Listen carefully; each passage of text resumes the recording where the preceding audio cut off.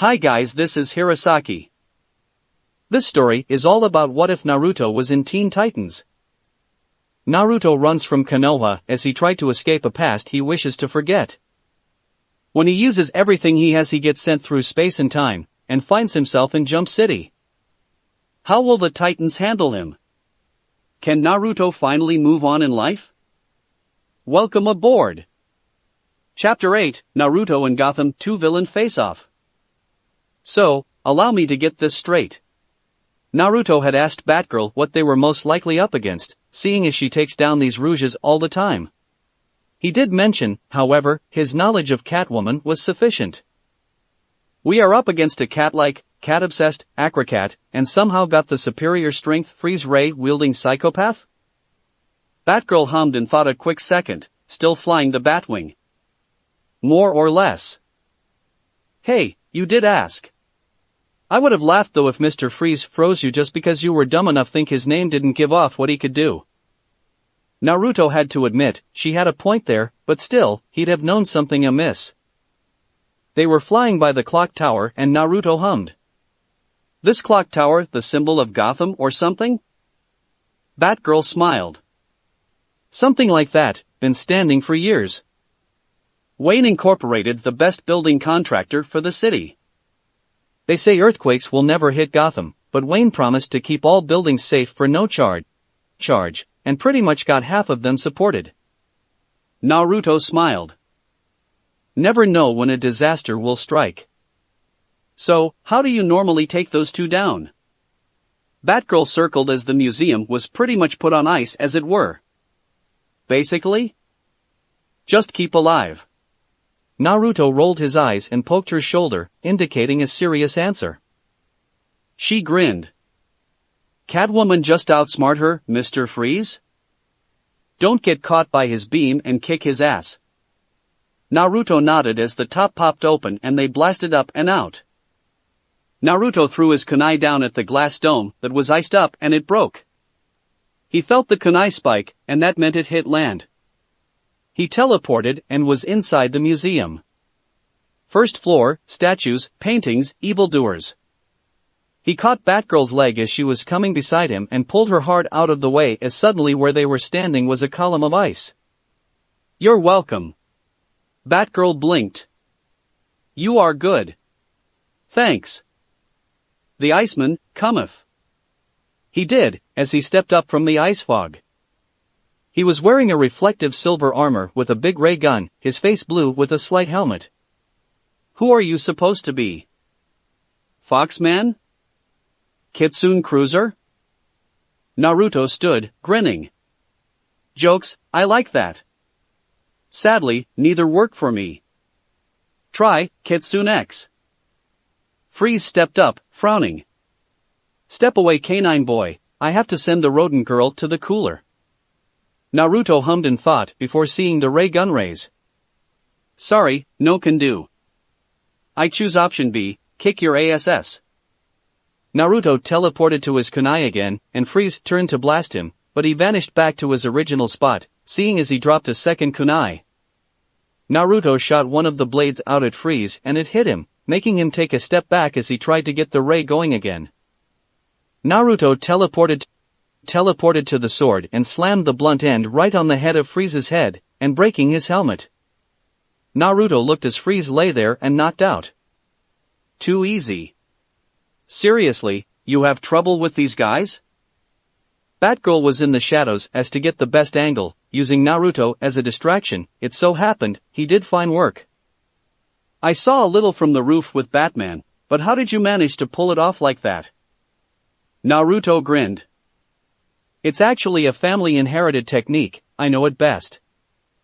I can teleport to 3 places marked and not give a hoot, nothing bad happening, and so fast you can't blink an eye. Though, family-inherited techniques like mine are learned to others. Sadly for these guys, no one in this world can learn it. He should hope he is right. He turned and looked around a bit. Here, kitty. Meow. Batgirl growled as she got ready. Come out and face me, you cat bitch. I'll show you the wrath of a true woman. Oh, Bat got teeth. Still sore about how I treated Robin? The boy wonder was so lonely, he was so lost. I just gave him a little pick-me-up. Batgirl nearly snarled with foam coming from her mouth at this point. I'll pick you up, and then slam you down. Riao, so feisty. Robin still not with you? Wonder why. I kind of miss him now, where is he? This him? The cat jumped down and purred in Naruto's ear, and he just stood still. She smiled. Is the boy wonder in that little dark mask? Naruto turned, backing up a bit. Sorry feline fatale, but the boy wonder moved to Jump City, and I am only here because you have my partner in crime. Catwoman flipped backwards as Batgirl tried tripping her with a low kick and then snapping at her until Catwoman jumped to the top of 15 steps in a single bound. Whoever do you mean? I doubt Frosty over here is your partner. Naruto came up and put a hand on Batgirl's shoulder and nodded to her. She calmed down. He looked to the cat. My feline friend, Cheshire. She told my team she was coming to visit. Catwoman licked her fingers, smiling, almost grinning. Well, let's see. I do remember a girl by that name, wonderful to work with, helped me steal a few priceless kitty toys, but sadly she got herself caught by the vines of ivy. Too bad. Though I doubt Ivy would allow the girl to be harmed too bad. Naruto crossed his arms. You allowed her to just be caught? Likely story. Catwoman purred a little before frowning. I see, joking done? Fine. Ivy forced her from me, I didn't have much of a choice seeing as Bane knocked me out. Still, it is a shame. I can't help her like I am, I can barely steal anything without a rodent coming here, although I did wish for the man to come out. Naruto chuckled. Sadly, the man was told off by the girl. I was sent to get my help and help them in return. Frosty the Snowman is bonked out, and you are still at large. Batgirl nearly jumped. And I still got my score to settle with you. Naruto held her off with a hand. He shook his head before looking to the cat. So, let me ask you, before we fight you and all. Seriousness. Do you know why Bane, Harley and Ivy all are going crazy uptown? Catwoman looked to Naruto for a moment, then smiled. For a decent guy like you? Sure. Overheard Harley talking while I was grayed out from Bane, seems they are trying to turn Gotham into a jungle. Or at least draw the Batman out in an attempt to bring him a wooden grave. Naruto nodded. Thanks. Oh. And by the way. Canines are cubs, feline are kits, if a fox is kits, but its muzzle is canine, but the body of a mixed breed, what is a fox? A line. Between the breeds. Naruto let his arm down and he fired off his second sword. Catwoman dodged, but was much quicker on the uptake and dodged from his teleporting and slashing against her. She was a little ragged though, so her movements were a bit sloppy. Naruto made his other sword come into his hand and ran up, slashing at the cat. Catwoman jumped up and jumped off the wall to the other side of the building. This was Batgirl's move as she threw a batarang and hit the cat's elbow and made her stall on the ceiling. Got you. She shot a line and wrapped Catwoman up. Catwoman was pulled to the ground as Naruto zoomed and got his kunai back, but he fired off random throws in random places. He was expecting a better fight, because he only heard one rumor from the Gotham villains. The cat burglar was never caught, he was supposing SHE was this cat burglar. Batgirl threw a hard hook. Take this you bitch. Catwoman slipped out and got on her hands, kicking at the Batgirl. Sorry girl, but real women do not play fair with men.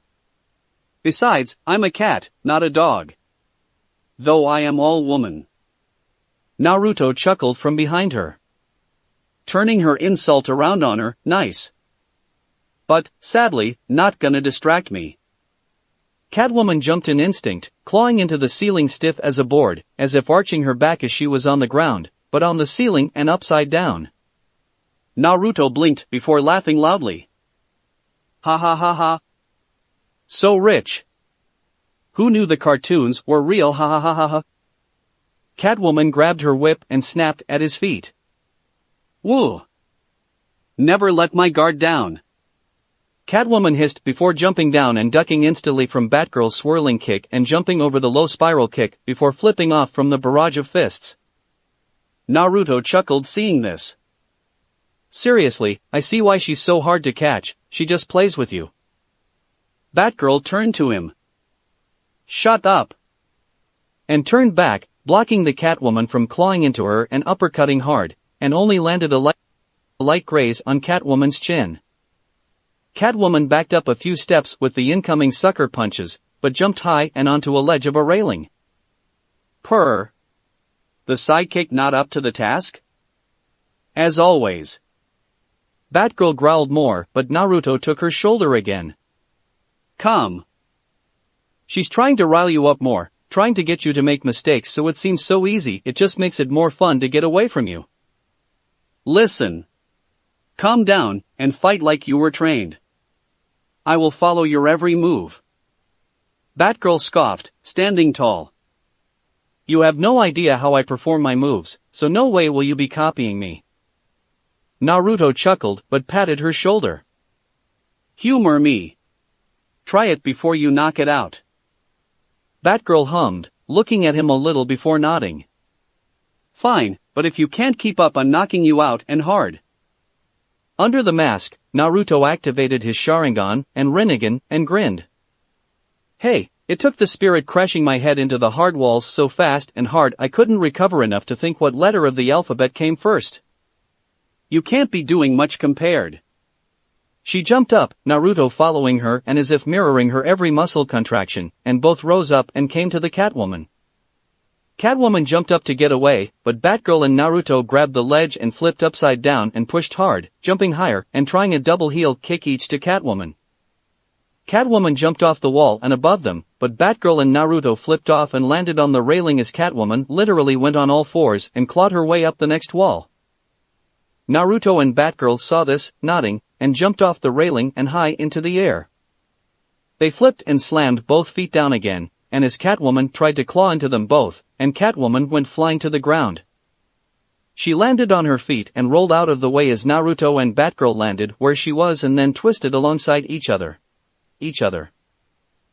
Batgirl jumped and twisted before snapping a leg out and giving a flying back kick, which Naruto copied and mirrored as a white dove flew by. They landed as Catwoman rolled out of the way again, but Batgirl and Naruto stopped their coordinated assault as Batgirl threw a line out and caught Catwoman in it and pulled. Catwoman clawed out of it, and was about to go in for a clawing strike to Naruto, who put a hand up and before she could get close, she was violently flown backwards and hit the wall, groaning as she didn't know what had happened. Batgirl and Naruto were coming up on her and about to cuff her, when she snapped and slammed a heel in them both. Batgirl, being a lightweight fighter, flew back farther than Naruto, who only went back a foot or two. Naruto caught Catwoman's fist and tried to grab her gut with his own, which she spun around and using momentum and a hard push back and pulling on his arm, tried to flip him over her. Naruto stayed put though and she only managed to hurt herself trying to do that, and he grabbed her belt and threw her up and then down into the ground. Catwoman was a hell of a fighter though and was on her feet and finally got a clean hit in, her claws sinking into Naruto's chest on the left. He stood there looking at her as she did so and she looked a little shocked to see he was unaffected.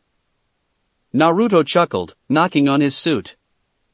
A good layer of Supreme Dragon skin, as well as Titan Omega metallic plates embedded for maximum flexibility, and protection enough with that to keep myself safe. Sorry sweetheart, but you are no match for me. He snapped his fingers and she was pushed back again, but this time she landed on her feet. She didn't see him where he was a moment ago though. Here. She turned to see his fist coming in and ducked under it and jumped to the left, only to have him right beside her and she having to whip herself and pull the cord of it to get to the more frozen section of the museum. Bad move, as he was where his first kunai was when he got here, and flipped backwards, slamming a foot into her chin, but she flipped back as well and flipped twice before jumping high into the air and landing back on the top of the steps she was on when talking, because he was behind her yet again before she jumped. Naruto grinned. Nice moves, you learn fast, faster than Batman anyway. Batman is more of a heavy armored tank. Can dish out the damage, take it all, and still give more. His speed however is not so great. His agility and flexibility with his suit is amazing though, and that is his only strength against speed types. He's seen her huffing, quite drained from her run-in with Bane, the hit she took, and the fact her stamina wasn't good enough to handle both him and Batgirl. Batgirl, he knew she would do this, had taken refuge in the dark, hoping for him to keep being a distraction till she could handle it. Bad move. Naruto turned to Catwoman fully. I myself have all lightweight material but still giving high flexibility, agility, maneuverability, and to top it all off, intensely strong defense and armor. Making my suit much higher grade than Batman's. I even have my speed, which I will show you. Naruto was suddenly up those steps in a second, no teleporting as she seen him run up, and punched hard. She jumped to the side and seen his fist contact the wall, which was now a hole in the wall, but that didn't stop him and he ripped it from the wall and kicked at the ground to get her. Catwoman flipped back on her feet only to have him spin and kick hard and far, having her block it and spin with it to get away unharmed. Naruto kicked off the wall with his still spinning foot, and rose in the air and using the same foot kicked off the railing of the walkway and flipped, somersaulting as his legs came down and his back being turned to Catwoman. Catwoman flipped forward, dodging the foot as it landed and rolled her leg out to catch his head with a fierce heel. He caught it in his hands and led it to his side. This allowed him to be a pole she was connected to and spun, bringing her into the air and flying from her spot and in front of him and into the wall where he threw her into. Naruto did not stop there as he pulled her leg and made her get closer where he threw a palm down into her stomach and slammed her into the floor. He then picked her up and threw her over his shoulder and into the floor again, knocking her out this time. Naruto sighed and stood straight, popping his neck. Cat got your tongue? Or just surprised to see this? Batgirl jumped from the shadows and looked at him skeptically. She felt his arm muscles tapped his biceps, looking into his mask's lenses and seeing nothing and got in front of him in blinding succession before folding her arms. Let's just go give Batman some backup. In her mind though, she was wondering how Robin was still alive considering Naruto's strength. His only hope is his team so far. This guy is playing with them like toys. Damn, I wonder how Batman is still alive too. They were nearing the upper districts where Bane was reported, and Naruto was having a question. So, tell me, who is Bane and Harley and what are their weaknesses? Batgirl chuckled nervously. Well, Bane is a big brute with intense strength, great fighting skills and intellect to match. His weakness is his power. He uses a chemical called venom to up his strength and body to near impossible levels of strength, and you can take him down by taking away the source of that power. Naruto nodded, humming as he tried to imagine the guy. Batgirl continued. Harley is a bit different, she's normal, no special attributes. Well, except when Poison Ivy got her a while back, she got injected with some special DNA mix and was stronger and faster, but only by a little, and more immune to poison now, but basically gave her enhancements. She's also a clown. Naruto nodded and chuckled at that. Clown villains? Who would have thought that? Oh right, the Joker. They came up to the demolition that was taking place and Naruto seen Batman being held up by Bane. Nice. Batsy got himself knocked the fuck out. Got a quick eject? Batgirl reached up and pulled on some cords before she fell from her seat and out the bottom of the plane. Naruto did the same and threw his kunai again, hitting near Bane and teleporting. As soon as he got close, he seen plugs, 3 of them, one going in the arms each and one in the head. He jumped over Bane, who was turning, and cut into all 3 with a single slice of his back sword and looked to see his handiwork. Naruto looked slightly puzzled. Batgirl seen Bane stop and went by Naruto to see. Nice. But, that's not venom. The green stuff inside the tubes came out in sloppy slush and Batgirl went to it and backed up, covering her nose. Sewage. In a creepy deep and slightly high-pitched voice Bane turned and talked to them. Well, if it isn't Ratgirl. I was just about to have a rat snack. Sorry, but Ivy promised me a good meal and this was like going to a 5-star restaurant with an all-you-can-eat for free coupon. Not it turned to dinner and dessert. Batgirl paled a little. This can't be. Naruto looked to Batgirl. The voice doesn't match the man, what the hell is going on? Batgirl yelled as she threw her batarangs, which hit into the legs and chest of Bane, but when they blew, the skin and clothes of Bane were ripped apart, and under it was scales, green slimy scales. Killer Croc. Naruto looked a little surprised now. Okay, so is Bane also known as Killer Croc? You do realize I am not up to date on all your major villains. Killer Croc laughed as he stomped to them with amazing speed. Tick-tock. Feed the croc. He roared loudly as he ripped his fake Bane skin off and jumped at them. Naruto teleported to his kunai again and Batgirl rolled under him as he jumped, narrowly missing his teeth. Batgirl scoffed. Killer Croc and Bane are different. Bane is how I explained, but Killer Croc. He's different. Enough talk. Meal time. They found Batman thrown at them, and Batgirl, being the selfless hero she was, caught him, costing her ribs as she hit the back of a beam sticking out of the demolished area. Naruto, however, shot his swords from his arms again and hit Croc. Croc laughed. Thought those stupid things could harm me, boy? Not a chance. Suddenly the swords gleamed in yellow light and he saw it blinding him as he felt pain. He was thrown back and hit a still-standing building hard, and looked down to see his armored scales torn and peeled back, and very heavily damaged. Naruto hummed as he stood straight, holding his swords in his hands. I see. Hey, Bat and Red? What's this guy's deal? I hit him with the back end and he is still standing. Batman grunted, coming out of his little knockout. Nearly impenetrable armored skin, incredible superhuman strength.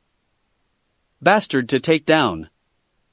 I came prepared to take Bane, not Croc.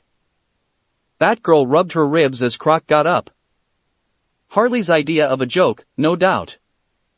Naruto hummed. Leave it to me. Where is that spirit guy, didn't he come with you? Let me guess, Harley's tail. Batman nodded and came up to Naruto. You wounded his armor, that takes incredible strength. You held back against me. Naruto chuckled. Of course. Never show what you got the first try. Besides, it would take Superman to take me on, and even then, he needs to be smarter before facing me. Combine you both? I think I can have my greatest challenge. Batman narrowed his eyes as Croc began to charge again. You might just get your wish. He threw down a smoke bomb. Naruto saw Batman in the smoke lay some kind of device on the ground and jump away. Naruto was quick on the uptake, as he jumped up out of the smoke as well, and saw as he got out, that Croc was in. This was where Batman's smarts were good enough to kill Naruto, if need be, as Croc was suddenly blown up by the explosive devices left there, and was sent up. Naruto saw the reasoning behind Batman now, and slashed hard down to meet the Croc. Bad move, because Croc had actually jumped to meet him, and grabbed him in mid-air before getting back to the ground. Naruto didn't allow this to go on and took his swords and stabbed them into Croc's wrists, making the mutant crocodile man cry in pain and throw him through 2 whole buildings. Naruto was embedded in the concrete he was currently 3 inches into. With his mask on you would not see it, but he had a deadpan look. Naruto sighed, resting for a bit. This hero gig is rough. I see why Batman normally can't take these guys first round, but you know, I gotta respect him. With his limited powers he can take on the entire bunch by himself and escape with enough time to get to bed for the morning. That is true power. He picked himself from the wall and brushed the debris off him.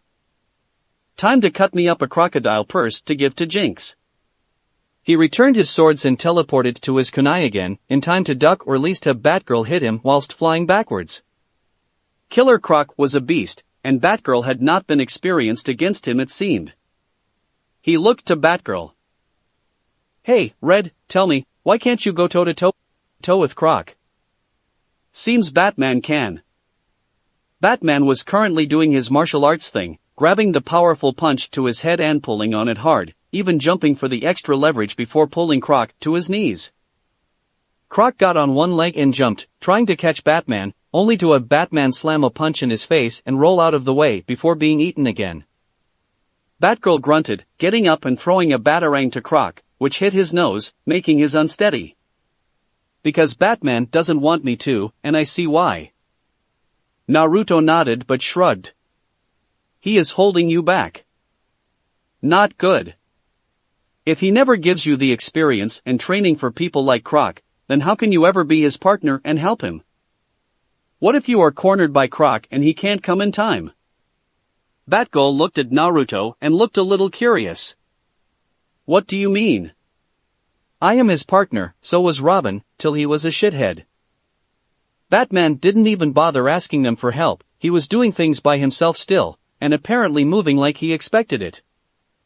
He threw 2 batarangs to the sides and they were connected by a cable and they wrapped around Croc's legs.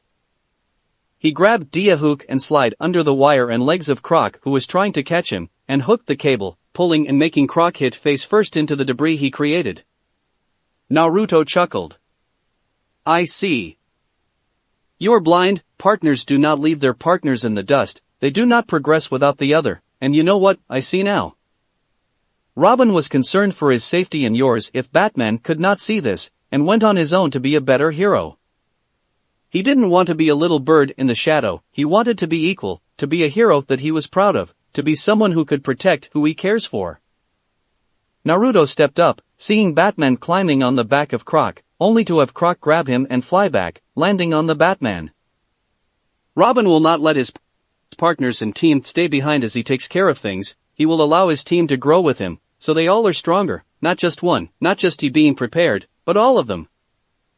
If you truly cared for Robin at all, you would see it from his side of things, but for now, I think I will end this. Naruto was glowing red, and his cape was clinging to his back, but the end of it turning into a tail. The fun begins. Naruto jumped and nearly teleported with his speed and crashed a hard hook into Croc's belly, making him drop Batman and cough. Naruto slammed an uppercut into Croc's jaws, and made him fly up and back about 10 feet. Naruto jumped into the air and landed hard on Croc's chest, creating decent-sized crater with Croc in the center. Naruto slammed a hard foot into Croc's face, disorienting him for the moment.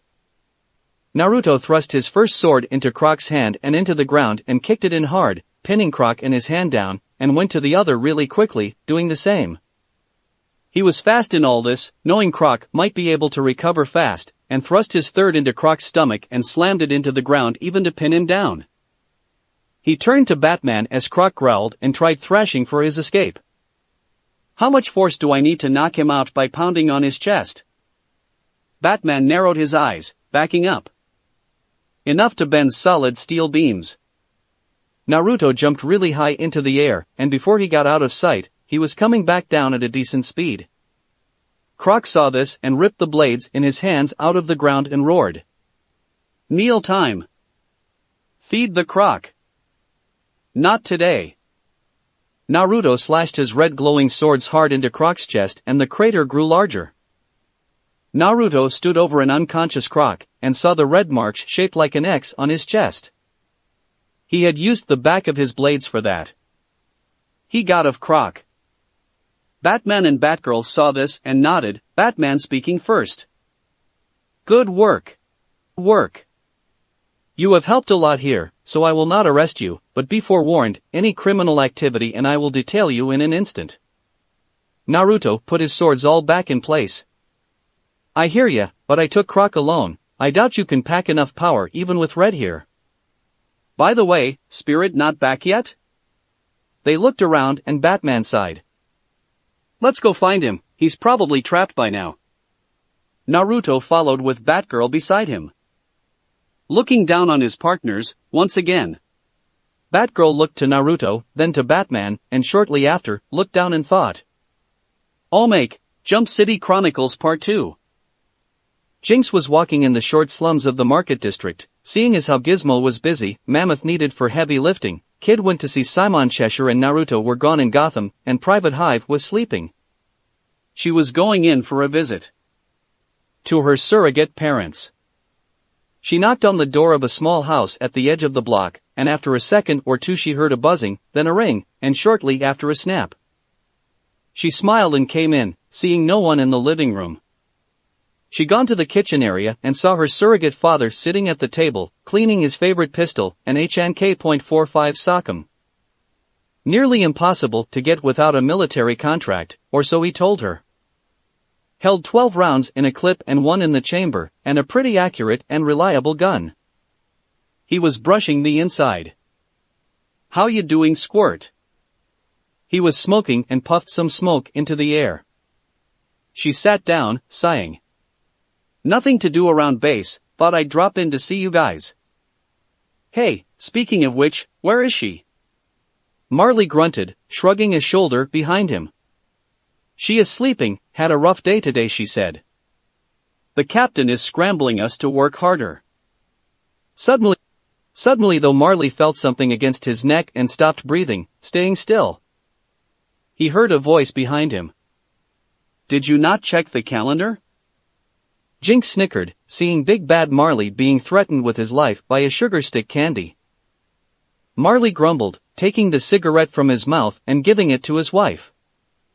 She took it and put it in her mouth, seeing as it was half gone, she would have the rest and be fair. His wife was a white-haired woman, slightly darker skin tone than her husband and gray eyes. She went and got another before turning to the table. "Jinx, glad to see you arrived. Hope you're not causing too much trouble." Jinx shrugged. "You know me, just doing my part." Marley turned to his wife, biting on the sugar stick. "Sorry Kanan, forgot to look, I had a rough couple day. Seems the Hive and the Titans are in for it with this new shit going on." Kanan hummed, taking the last swag of the cigarette and biting on the sugar stick. "I heard. This girl good enough to beat you, Jack?" Marley's real name being Jack, but his alternate name for protection was Good in public. Jinx frowned. "I saw who he was against, I still am glad my friend saved your ass, old man." Jack grunted, biting the rest of the piece he had bitten off earlier into bits. "Hey, she was tough, but I ain't allowed to shoot to kill anymore, so I can't exactly do my work without some trouble." Kanan smiled. "Same old goat. But that's why I love you. You're a tough one, and you're my old goat." She kissed his furry cheek and sat beside him, grabbing some string and twisting it around in her hands. Jinx blew a raspberry. "Ew, adult icky." She smiled though. "Though I was hoping for advice. I like this guy on my team." Jack twirled the candy stick in his fingers as he set his gun pieces down. "Really, the little shrimp? Or the big furry one?" Jinx pouted. "Neither. The one I love is the one who saved your ass." Jack nodded, putting the stick in his mouth and sighed. "Well, do you know anything about him?" "There has to be no secrets between you and him. If he has a secret and he won't tell you, you have to compromise, but make sure the secret is worth keeping secret." Kanan pulled on the middle of the string she was playing with up with her teeth, and the string made a cat's cradle Eiffel Tower, and spoke with the string still in her teeth. "And make sure the relationship is fair to both of you. If you are unhappy with his choices or he is unhappy with yours, the relationship is one-sided and you can't stand on that foundation." Kinda like that National Treasure movie with the slate on the stick trap at the end? Jinx chuckled. "I guess. Thanks. That's why you have the calendar set up, right? To make sure you're both using your addictions evenly with each other and being fair about it?" Jack grunted as he was done. "Yeah. Although we forget sometimes, me mostly." Kanan pulled the string back to one string and pulled Jack's face to hers and kissed him on the lips, the candy sticks not sure who it wants to be with. It stuck with Jack, who grinned. Kanan smiled. "It's fine, I sometimes forget too." Suddenly they heard a knock and Kanan pressed the button near Jack, flipped the switch, and then turned the key. Their locking mechanism for safety. Jinx turned to the area near the door. Expecting someone from the precinct? Kanan smiled more, biting her sugar stick. Nope, my other surrogate daughter. Jinx pouted.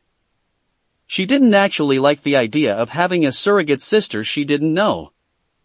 After a few years of knowing they had her in this surrogate family, she grown to hate this sister. But she did make a promise to Kanan and Jack to give her a chance if they ever met. Jinx saw as the surrogate sister she had here come around the corner, and her eyes widened. Hey, I'm home. Sorry, the doctor gave me a rough talk, but I threw him down. I had enough of his crap. Appearing there was a green-skinned girl wearing a green and black patterned shirt and long black hair. Jinx knew who this girl was.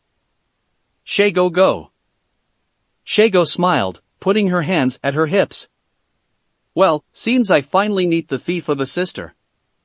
How you doin', kiddo? Shago came up and put a hand out. Shago, and you are Jinx, right? Jinx smiled, standing and shaking Shago's hand. Pleasure. Heard you were a villain, and now I see which. Kim possible know you're here? Shago scoffed, pouting. Little Miss Goody Goody keeps kicking my ass, I need a change. Though I'd kick back for a bit and figure out where. Kanan sighed. No talk of work whilst at the table. The roast is almost done, wanna get a bite to eat before you two start sparring in the back? Jinx and Shago looked curious at their surrogate mother, then back at each other, then smiled and both said it at the same time. I wouldn't mind a good spar. Chapter 9, Naruto and Gotham 3 End Business. Naruto, Batman, and Batgirl looked down as they stood in a circle formation. Naruto hummed, turning his head a little. Is it just me, or does he look dead? Batgirl groaned. Great, right as we are on a roll too. Hey, wake up you bastard. She kicked and nothing happened. Batman narrowed his vision. He should be up any minute. Wonder what happened though. They were standing over a beaten bloody spirit. He looked dead to the world. Naruto bent down and felt the neck and sighed. He's dead. Come on, after all that immortal shit he goes and dies. Let's just get going and save the city and my friend and then prepare his Funer-octopus. Holy crap! The spirit was up, angry looking, and looking around. Damn it, they got away from me. Ugh. Naruto pointed to the spirit and looked to Batgirl. Okay, explain this to me. He was dead. How the fuck is he awake and alive when he had no pulse? Batgirl chuckled. Honestly, I have no clue. That's how he is though. Naruto grabbed Spirit by the collar and raised him to his feet. Okay, how the fuck are you still alive? I felt no pulse. Spirit scoffed, forcing Naruto to let go. I told you, I am immortal. Well, semi-immortal anyway. I can die, lose blood, no pulse, but I am unable to stay dead. Kind of like a zombie. Now, if you are done staring at me blindly, shall we get back to business? He didn't see Naruto staring, but what would you think if the eyes of that mask were directed at you and not moving at all? Batman nodded. Tell us what happened. Spirit brushed himself off and told what happened to him when he left Batman to deal with Bane, or what he didn't know was actually Killer Croc. Flashback, 10 minutes earlier. I'll get after the jester. You beat the brute to a pulp. Spirit ran after Harley and using his own acrobatics flew up the flights of stairs to the roof of some still standing buildings she was running on top of to escape. He followed her a good deal before she stopped, chuckling and giggling as she just shook with laughter. Spirit caught up and frowned. Why are you laughing? You won't escape. Harley howled in laughter and fell on her ass, kicking her legs in the air and holding her stomach. Mr. J would be so proud of me, tricking the rodent and his stupid sidekick losers. Spirit grabbed her collar and picked her up off the ground. Alright clown, what are you getting at? He was suddenly hit in the head with a kitchen sink and he fell over, and Harley falling on her ass laughing harder. Spirit looked up, grabbing his hat and putting it back on as he growled. Octopus. A golden weaving black stripes all over design coat was draped on a decently built man with a big brimmed hat and a feather in it, black streaks going down his dark color skin cheeks, a huge pearly white grin spreading over the face. Gotcha back for that stunt back in Central. Remember? We were throwing fists, bells, rocks, all sorts of things. We tossed everything but the kitchen sink. He jumped from his roof and landed on the one Spirit was on and frowned, looking as if he needed to correct his grammar. Welp, not totally, because you actually did throw it, and clocked me good. So, Mr. Tough as Nails, what brings you to Gotham? Little ol' me? Spirit stood tall and started towards the octopus, but failed to realize Harley was behind him with a huge mallet, and swung at him, clocking him hard in the head and making him fly back on the roof. Octopus walked up to the dizzy and out of its Spirit, and grinned, bending over the Spirit, and Harley coming up, mallet on her shoulder and back as she grinned, bending down on the other side over Spirit. Octopus shook his head. Sorry, but we ain't feeling up to dealing with your bullshit.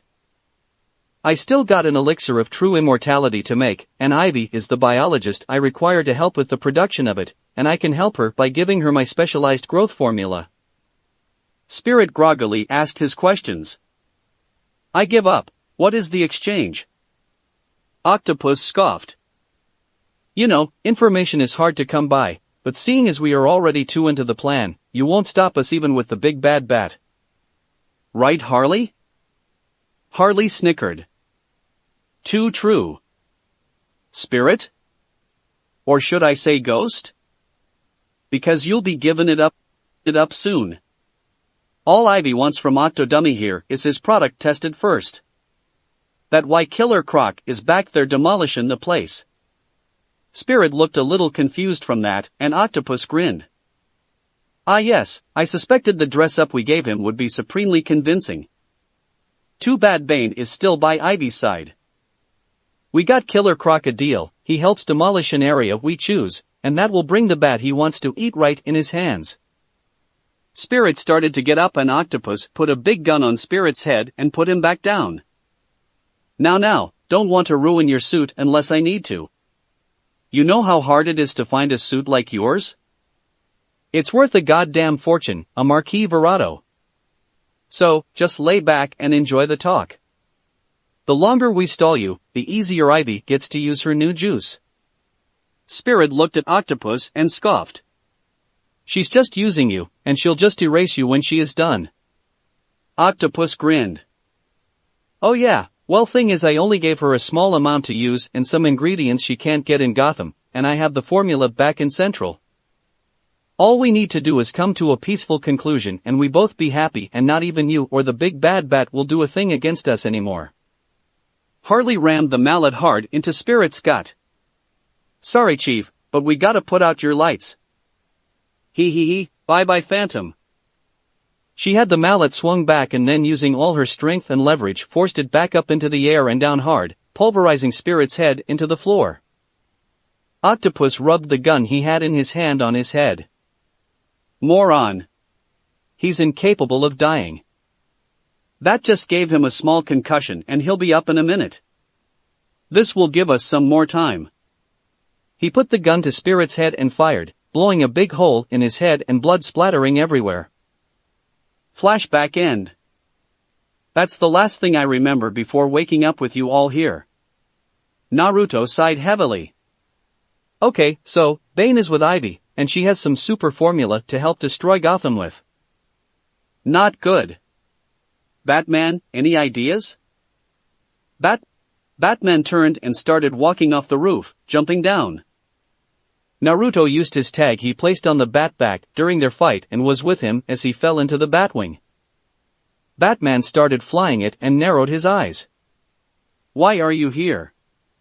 Naruto shrugged. Oh, nothing. Just wondering why you left them back there. Naruto felt his seat start to click around and just levitated in the cockpit, and for good reason, as the seat ejected and Naruto was pushed back against a steel wall, and he attached himself to it. Sorry, not gonna happen. Batman stopped the Batwing. Get out.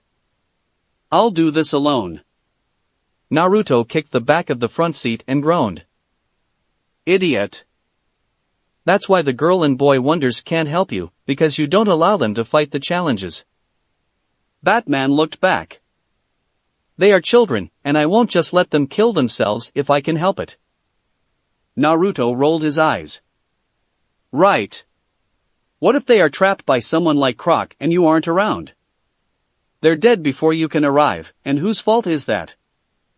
Yours, because you wouldn't allow them the training or experience needed to help you in case of situations that call for more than your regular strength. Batman was silent. Naruto spoke more. You are the loner type, I get that. But if you are such a loner, why allow them to be your sidekicks? Batman looked down, then back up. They chose this themselves. So did you. Batman looked back to see Naruto giving him the finger. Come on. I can think of 5 people in Gotham you can be.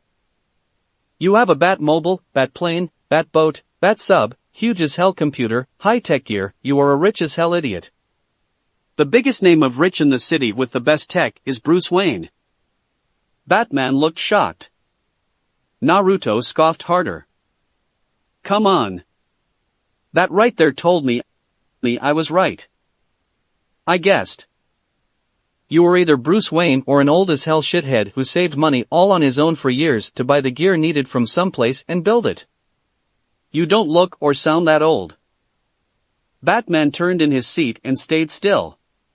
Naruto kicked the seat again. You chose to save the city, but doing it alone is bullshit. You need help. And holding that backup you need back so they can help you is going to kill you one day. How many times have they saved your life? Batman looked back. Then up. A good many. Especially Robin. Naruto sighed. And he wanted out because?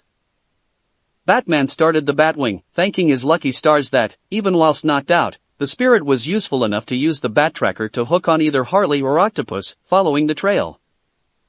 Batgirl kept her real self and her activities secret from him, and having her helped me a lot.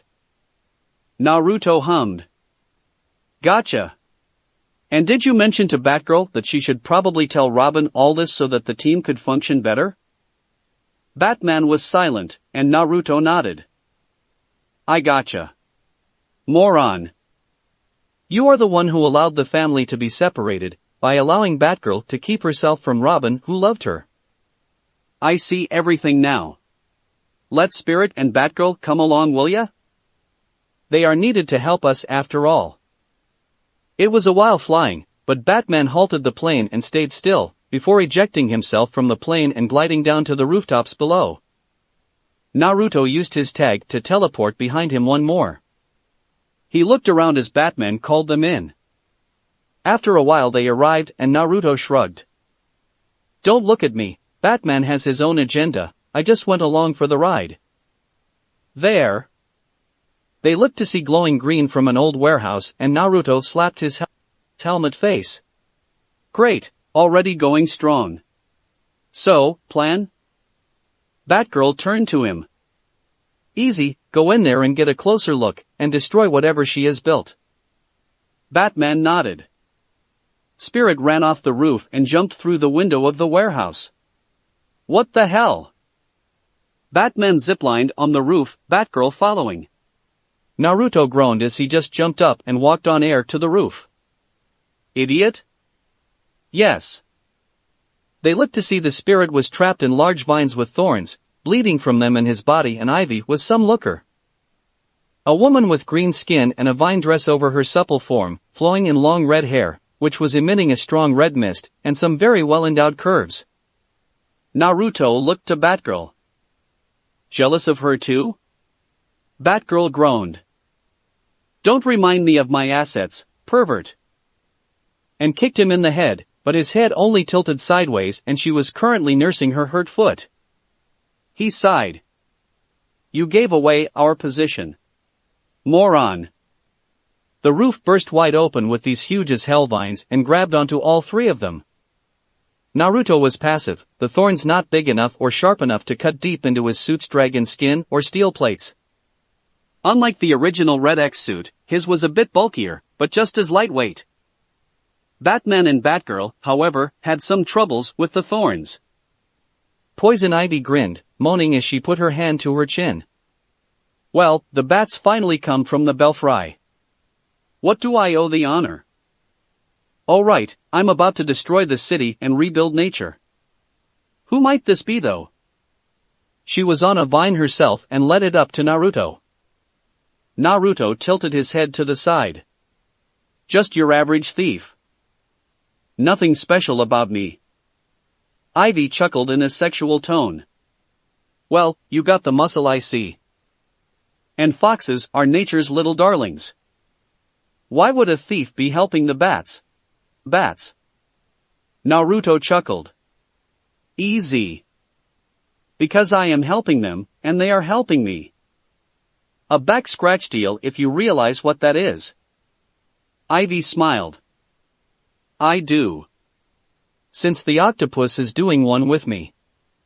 His help is very much approved too. What would you need help with though? Naruto sighed. Because I have a friend who came to Gotham to visit Catwoman. You kidnapped her.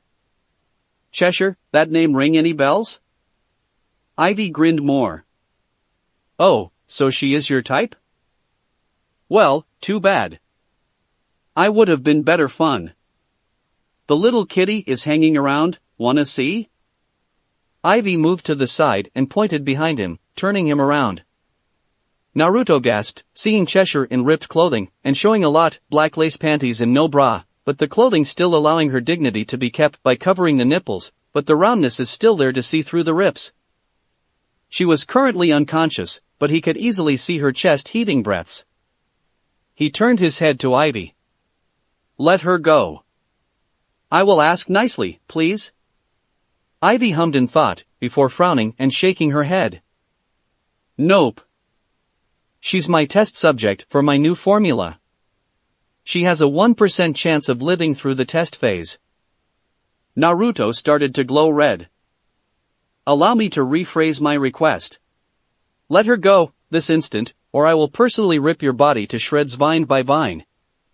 Poison Ivy looked a little shocked that his voice was deeper and even creepier than the normal metallic voice, but grinned. Sorry, but even if you managed to get from those vines. She snapped her fingers and Bane, the real one, walked on the side catwalk and was showing himself. He will kill you the second you try. Naruto chuckled, and Batgirl grinned. Batgirl spoke first. Oh, you are so dead, Ivy. Naruto spoke next. Your fake Bane is currently knocked the fuck out. By me, and I did it easily. I only had to use 5% of my strength. Do you think that bulky shithead with a fuel tank can beat me? Batman turned to Ivy.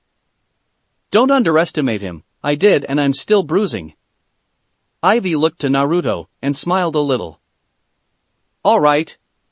Tell you what, join me for a round of destroying bats and babe, and I will set Cheshire free. Naruto growled, and popped his neck. Free? Sure, alive? I doubt you would allow that. Tell you what though, here's a new deal. I kick your ass, destroy Bane, and still have Cheshire safe alive and free from your grip. Only other option is to turn yourself in and let her free and still alive. Poison Ivy put a hand up and the vines around Cheshire rose her up over a formula. She grinned. With me, Bane, Harley, and Octopus, you have no chance to get her. Naruto was silent, and chuckled lightly after a bit, but that chuckle soon turned into full-blown demonic laughter. How rich! You dare to threaten my friend's life, using her as a goddamn experiment, and will destroy every human in the world, even my other friends all for your goddamn leaves? You can care for plants and help the world rebuild nature, but you sacrificing lives of people who have nothing to do with your stupid goals, and my friends at that. You shall feel the wrath of the QB.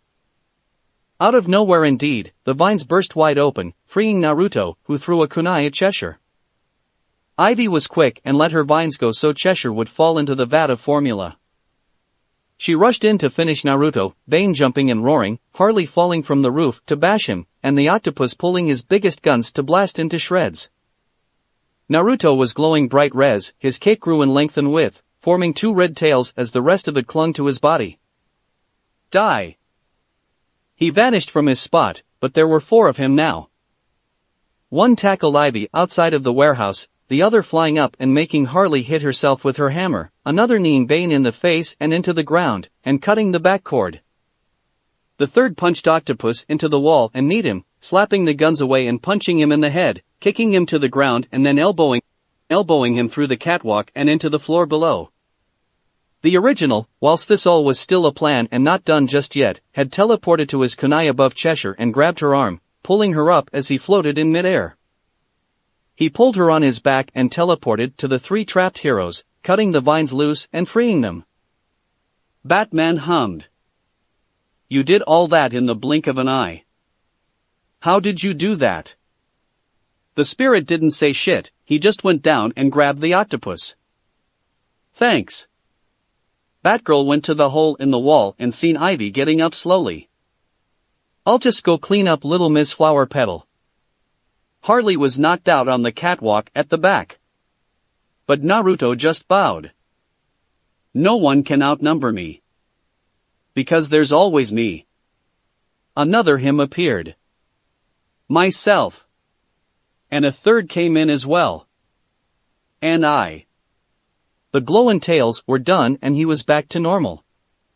Batman nodded. You helped immensely. Go ahead and get going, before I change my mind and try to charge you for property damage. Naruto nodded, and turned away as he walked on air to the front door. He turned as he stopped at the door, and grinned. Batman, see ya around ya? I have a feeling my days in Gotham aren't numbered. Adios. And with that, he was out the door and vanished in a yellow light. Batman narrowed his vision. I feel you are correct. Just hope you don't test my nerves. With that, he helped clean up the mess for the commissioner to get things all worked out and the villains back in their cells in Arkham. After tying them up and Spirit getting the hell out of there with the octopus, he and Batgirl silently flew along the rooftops and got to a higher building to keep watch on the place. After they were taken and put into special cars for each, Batman groaned. Barbara, go and follow them. Batgirl was a bit confused why he would allow her to watch over major villains like them alone, but nodded and flew off to do so. Batman stood from his knelt position and activated his foldable batarangs, and that was when the voice started. A deep voice, almost deep enough to be a true Batman voice, spoke from thin air. Impressive, able to pick up on my presence so easily. Guess I shouldn't be too surprised, you are the original. Batman threw one behind him, and it clanked on something before flopping to the ground. That was when a person just appeared from thin air, wearing a skin-tight black suit, a utility belt, and a helmet with long ears and greaves with 3 blades on them stretching out each. And a big red bat on the muscular chest and body of the strange-looking Batman. Batman narrowed his vision to the new person. Who are you? A copycat? Not a very good one. The new Batman grinned. So, you say. But from your tone and question, I guess I understand more about the time I arrived in. The original narrowed his vision, activating another batarang. The new Batman put his hands up. Hey, easy. I'm no enemy. In fact, I'm seeking your help. Listen. I'm from the future, around 60 years to be precise. I was thrust back in time. Batman stayed on guard. You came back in time for what reason? The new Batman sighed. I didn't do this on purpose. See, there was an incident. KitsuneX in the future is still active, and even more powerful. He has a damn good team with him, Jump City merged with Gotham and he soon became a high-grade thief. Never been caught.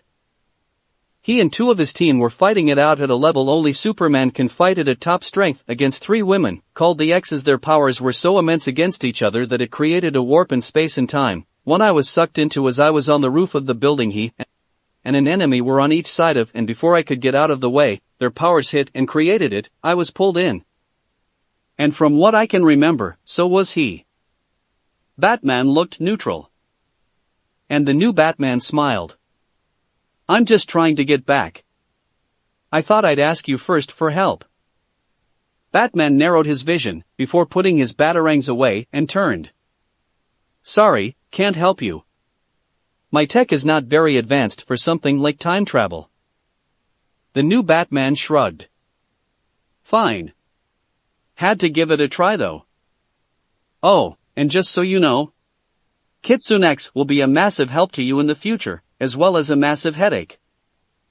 With that, the new Batman pulled his wings from his suit and his boots fired up, and he flew into the sky, making sure to turn invisible again before being seen.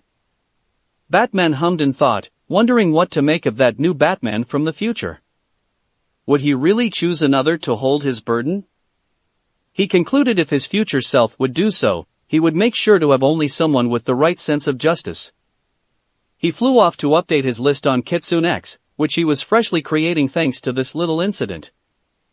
As he was typing everything he saw on the computer, he felt a slight electrical disturbance in the atmosphere, in the Batcave, that could only be a few things, and he looked back to see Batgirl and another person walking his way from the Batmobile.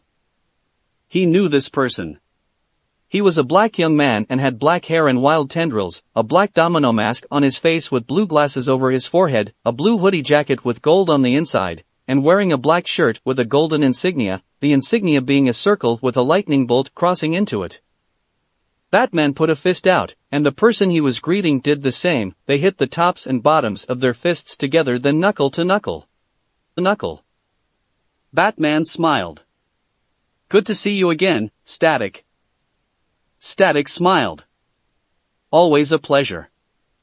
Sorry, was flying by and saw Batgirl having fun with some gang members who were trying to get into the Batmobile, clung them to the wall and we drove in. By the way, you got some moves, girl. Batgirl smiled. Thanks. Though not as good as Robin's. He still has better skills than me. Batman turned to his computer and finished updating when Static got curious. Who this? Never seen him before. New villain? Batgirl shivered. Oh no, nobody like Harley and Ivy. Just a thief. Strong as hell thief. Batman nodded. I underestimated him when he arrived in town, and he nearly had me beat. I was going to start my counterattack, but the spirit came in and helped. I never even bruised the guy, but he gave me a few to remember. Static whistled. Damn, he must be pretty hardcore. Just a thief? But if he was against you, why isn't he here? Batgirl answered for Batman. He's only a criminal in Jump City, and that's Robin's territory. He isn't wanted as a criminal here and no viable criminal record yet, so we had no good reason to hold him or anything. Besides, Batman jumped the gun to get the information of where Ivy was, and attacked this guy first. Static hummed in thought and nodded. That sounds about right, I guess. So, you let him go scot-free then? You guys took down Killer Croc, Harley Quinn, Ivy, Freeze, and Bane all by yourselves and no help even after he was the one with the information? Batman finished and saved the file, turning. He did help. A lot.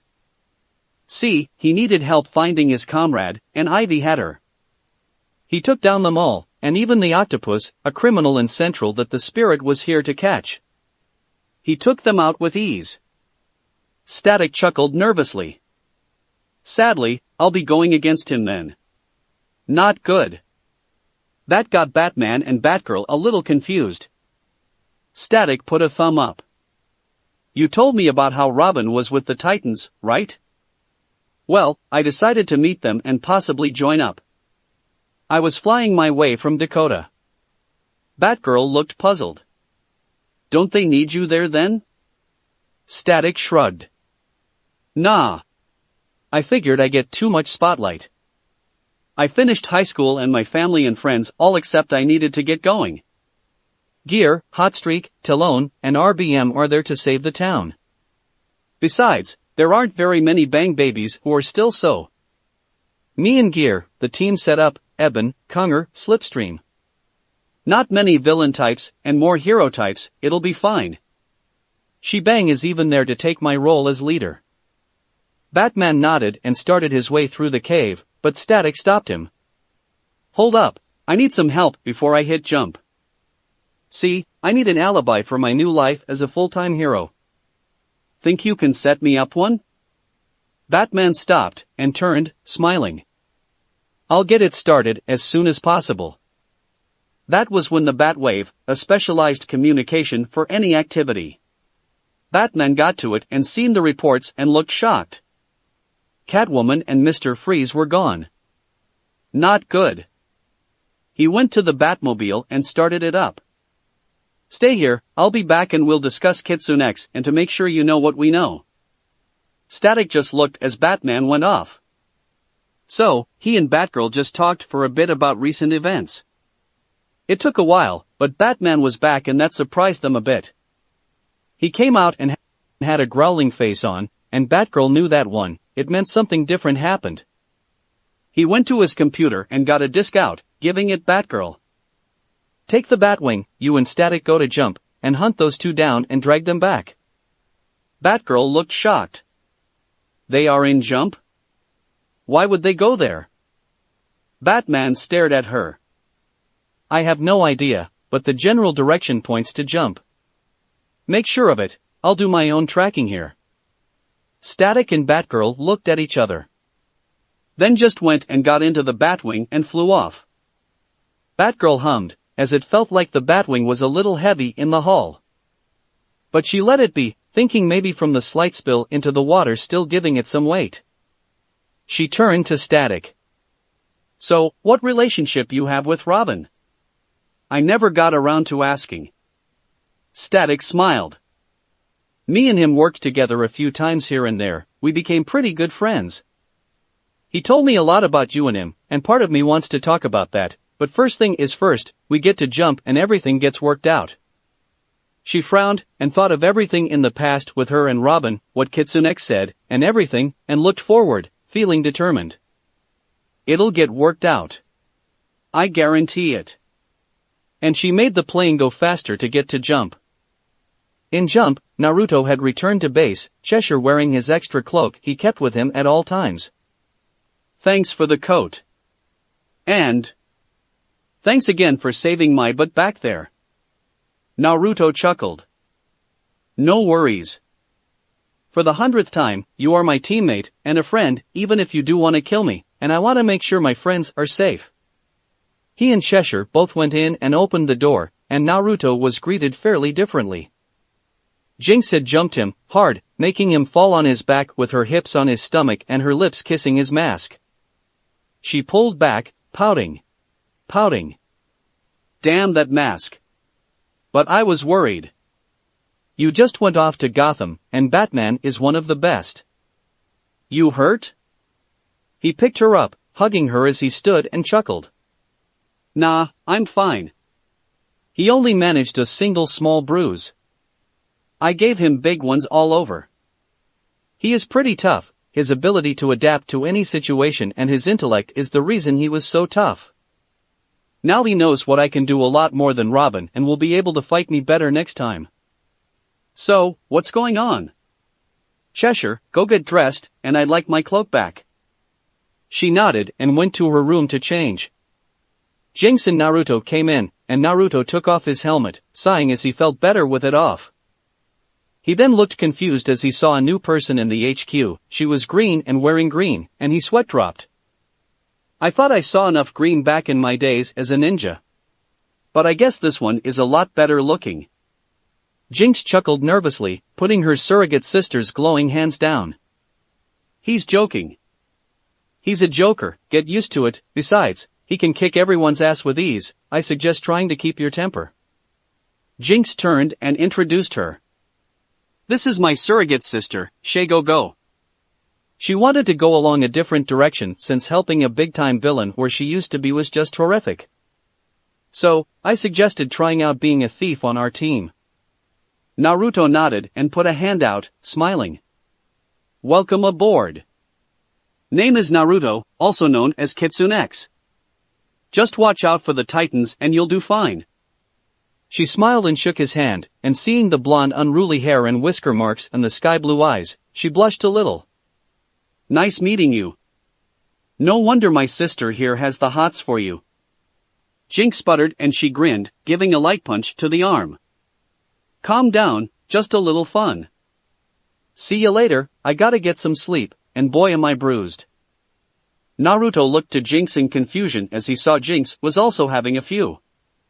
She chuckled a little. We sparred, and I won.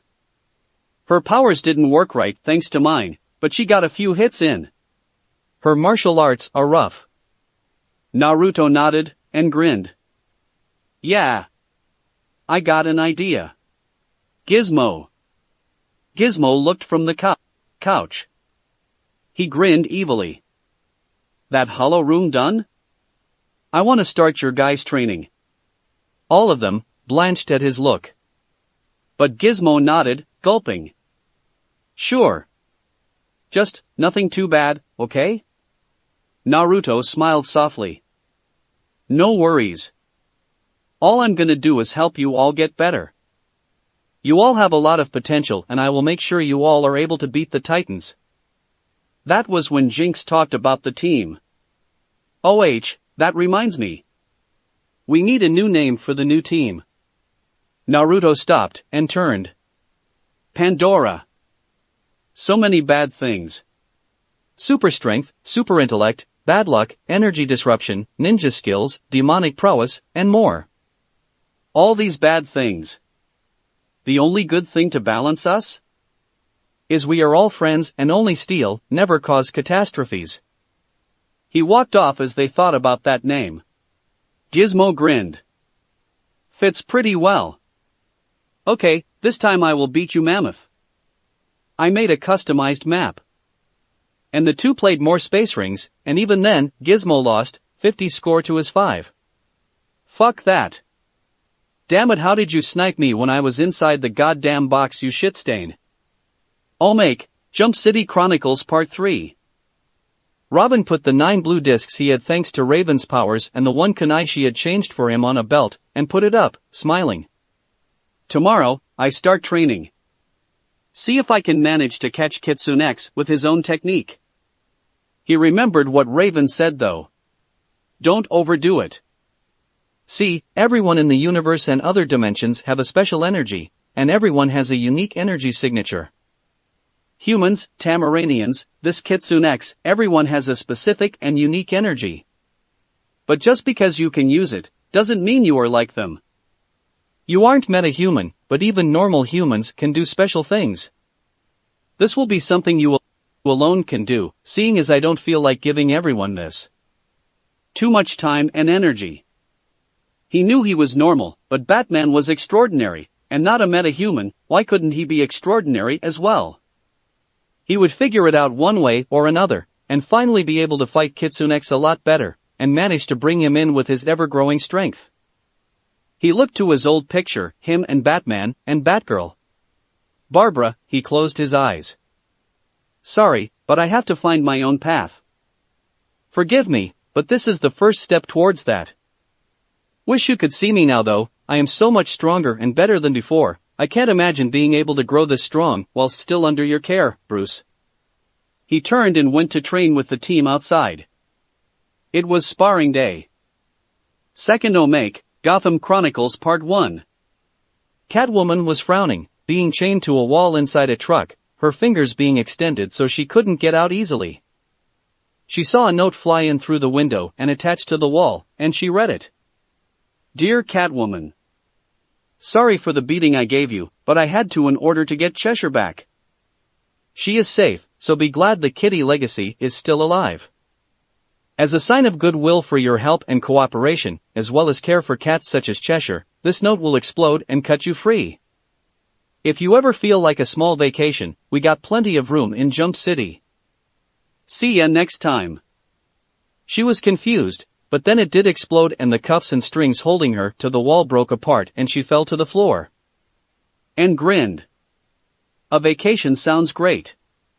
But, I need a little muscle if I'm going to make it there safely. She kicked the doors open, and saw she was part of a caravan, and jumped on the hood of the next van, smashing the windshield and bashing the driver's head into the wheel and knocking him out. She jumped off and saw it was the last van in the line and it slid to a halt along the railing of the highway on the outer limits of the city. The cops were following and stopped, getting out and telling her to freeze. She clawed a hole in the top of the van and jumped in and saw Mr. Freeze, grinning. Hey handsome. Mind helping Kitty get out of here? Mr. Freeze smiled. Of course, I feel a heat wave coming. I would rather go to the North Pole. She broke his bonds and he grabbed his gun from the trunk. Get back, Kitty. He burst the door open and laughed. You freeze, blue boys. Turn all blue with the Ice Age. He blasted them and turned them to ice, the cars too. He stepped out and sighed. Fresh cold air. Thanks. Catwoman strutted to the bridge, turning behind her. Why not a little vacation, cool down from this heat wave that came for us? I know the perfect place. Mr. Freeze followed, smiling. After you, kitty cat. Sounds chilling. And with that, they froze the river to get across the risen bridge and towards Jump City. Chapter 10, New Titan, Cold Front Approaching? Anyone else have second thoughts about this? Gizmo was currently pale. Currently, they were in the Hollow Room, the biggest room on the base, because it needed to be for the entire team to train well. And Naruto created the mechanics of this first training spot. Space Rings, custom map. The map was a building with multiple rooms and windows with multiple floors, and Naruto, even in the game, managed to make it feel supremely real to a building in Jump, more specifically Star Labs. Now, unlike the game, the team was currently having nothing, no power-ups, nor weapons. So, Mammoth couldn't do anything as great as he could in the game usually, and Gizmo had more advantage instead of being killed every damn second. Naruto smiled in front of them. Alright, see how I made it nighttime? This is a thieving mission. You are to go in and get the custom item my place is on the 4th floor near the northwest corner. If you can manage to get this item without alerting my guards, then you pass. Oh, and to make sure it is more realistic, I have stolen some stun guns and gave them to my team of guards. Be careful. He vanished from sight and Shago came up with a plan first. Alright. I had to do a few infiltrations before, so unless someone else thinks they can get this done, may I? Cheshire scoffed, but came up. Sorry, but I never heard of you infiltrating places before. Shago smirked. Because I infiltrated them, they didn't know it was me. But I understand. He is trying to make us become more stealth-like, because if we want something we don't want to fight the Titans, right? Jinx smiled. You got it, sister. Cheshire, let her have a chance before you totally say no to her idea. Cheshire folded her arms and hummed in agitation, seeing Shago being easily accepted like that. She nodded though. Shago nodded back. Okay. Does anyone know the layout? Gizmo came up with a small setup in hollow form. Yeah, this is what Star Labs is like for real, and if I know that Shitstain, he'd have put surprises and differences. Shago hummed and looked at the hologram and the real thing, frowning. You're right, there are a few differences. Shago looked it over before nodding. First thing is first. Jinx? You and Cheshire go around the back and see if there are any entrances. Gizmo, kid, get up to the top of this thing. She turned to Mammoth and Hive. Alright then, since you two are more muscle and this is a stealth training, I doubt you can do anything. So here's what you can do, Hive, go to the left side of the building and wait for my signal, Mammoth, you're with me. And with that, the team was off. Naruto chuckled as he viewed from the top of the room. Shago's a pretty good leader here. Wonder how she'll do against my many traps. Titan's Tower, 4 p.m. Robin was up late, as usual, and was getting some information about the hive. They were laying low after so long. He was suddenly getting a hail from somewhere and opened his communicator. Who has this frequency? He was surprised to see Batgirl on the picture and she grinned. Come on, you should know by now me and the Big Bat always figure things out, especially frequencies. How you doing, Dick? Robin, aka Dick Grayson, smiled. It's been a while, for sure. So, what's got you calling me? I'm not going back to Gotham, not yet anyway, sorry Barb. Batgirl, aka Barbara Gordon, sighed. I know, the fight between you two. So, following KitsuneX at all? Robin groaned a bit. How did you know about my villains? Batman making you keep tabs on me? Batgirl giggled. You know him well, as said before. Anyway, yeah. He was in Gotham, he kind of jumped in and out in a single night. Robin looked surprised. He was there? And he escaped Bruce? Batgirl sighed heavily. Pulled the jurisdiction card, if a Gotham villain is out of the city or even country, we'll follow, but your villains are your villains. Besides, not like we'd stand a chance if he got serious. Robin looked confused from that. Batgirl chuckled. Oh, you should have seen it, he knocked Batman on his ass. If it wasn't for the spirit, I doubt Batman would only be slightly bruised, he would most likely be a bruise in the shape of a body. Robin chuckled. Sounds like KitsuneX's speed. Guess even if I am being kept in check, Batman still has his code of honor. Anyway, what about it? Batgirl frowned. Actually, he helped us take down a multitude of villains we were up against last night. We were swamped. Croc dressed as Bane and was destroying downtown, Freeze and Catwoman were stealing from a museum, and Ivy who was with Harley and the real Bane were with Spirit's enemy the Octopus and almost created both a super plant growth formula and an immortality formula. Robin groaned. Batman let you get into that danger again? Batgirl pouted, what, don't think I can take care of myself? Robin sighed, frowning. It's not that you're unskilled. But putting you in danger when you can't handle something is his speed. Batgirl smiled genuinely. I know. I did try to help, but check it, KitsuneX took out Croc with ease, as well as the others almost by himself. All for the sake of helping his hive buddy Cheshire. We let them go, but thing is we got a big problem in Jump. Robin groaned.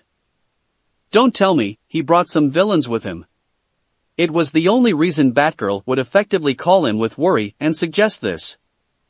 Batgirl hummed in confirmation. Yeah. Catwoman and Freeze. They escaped the transports and headed to Jump. Oh, by the way.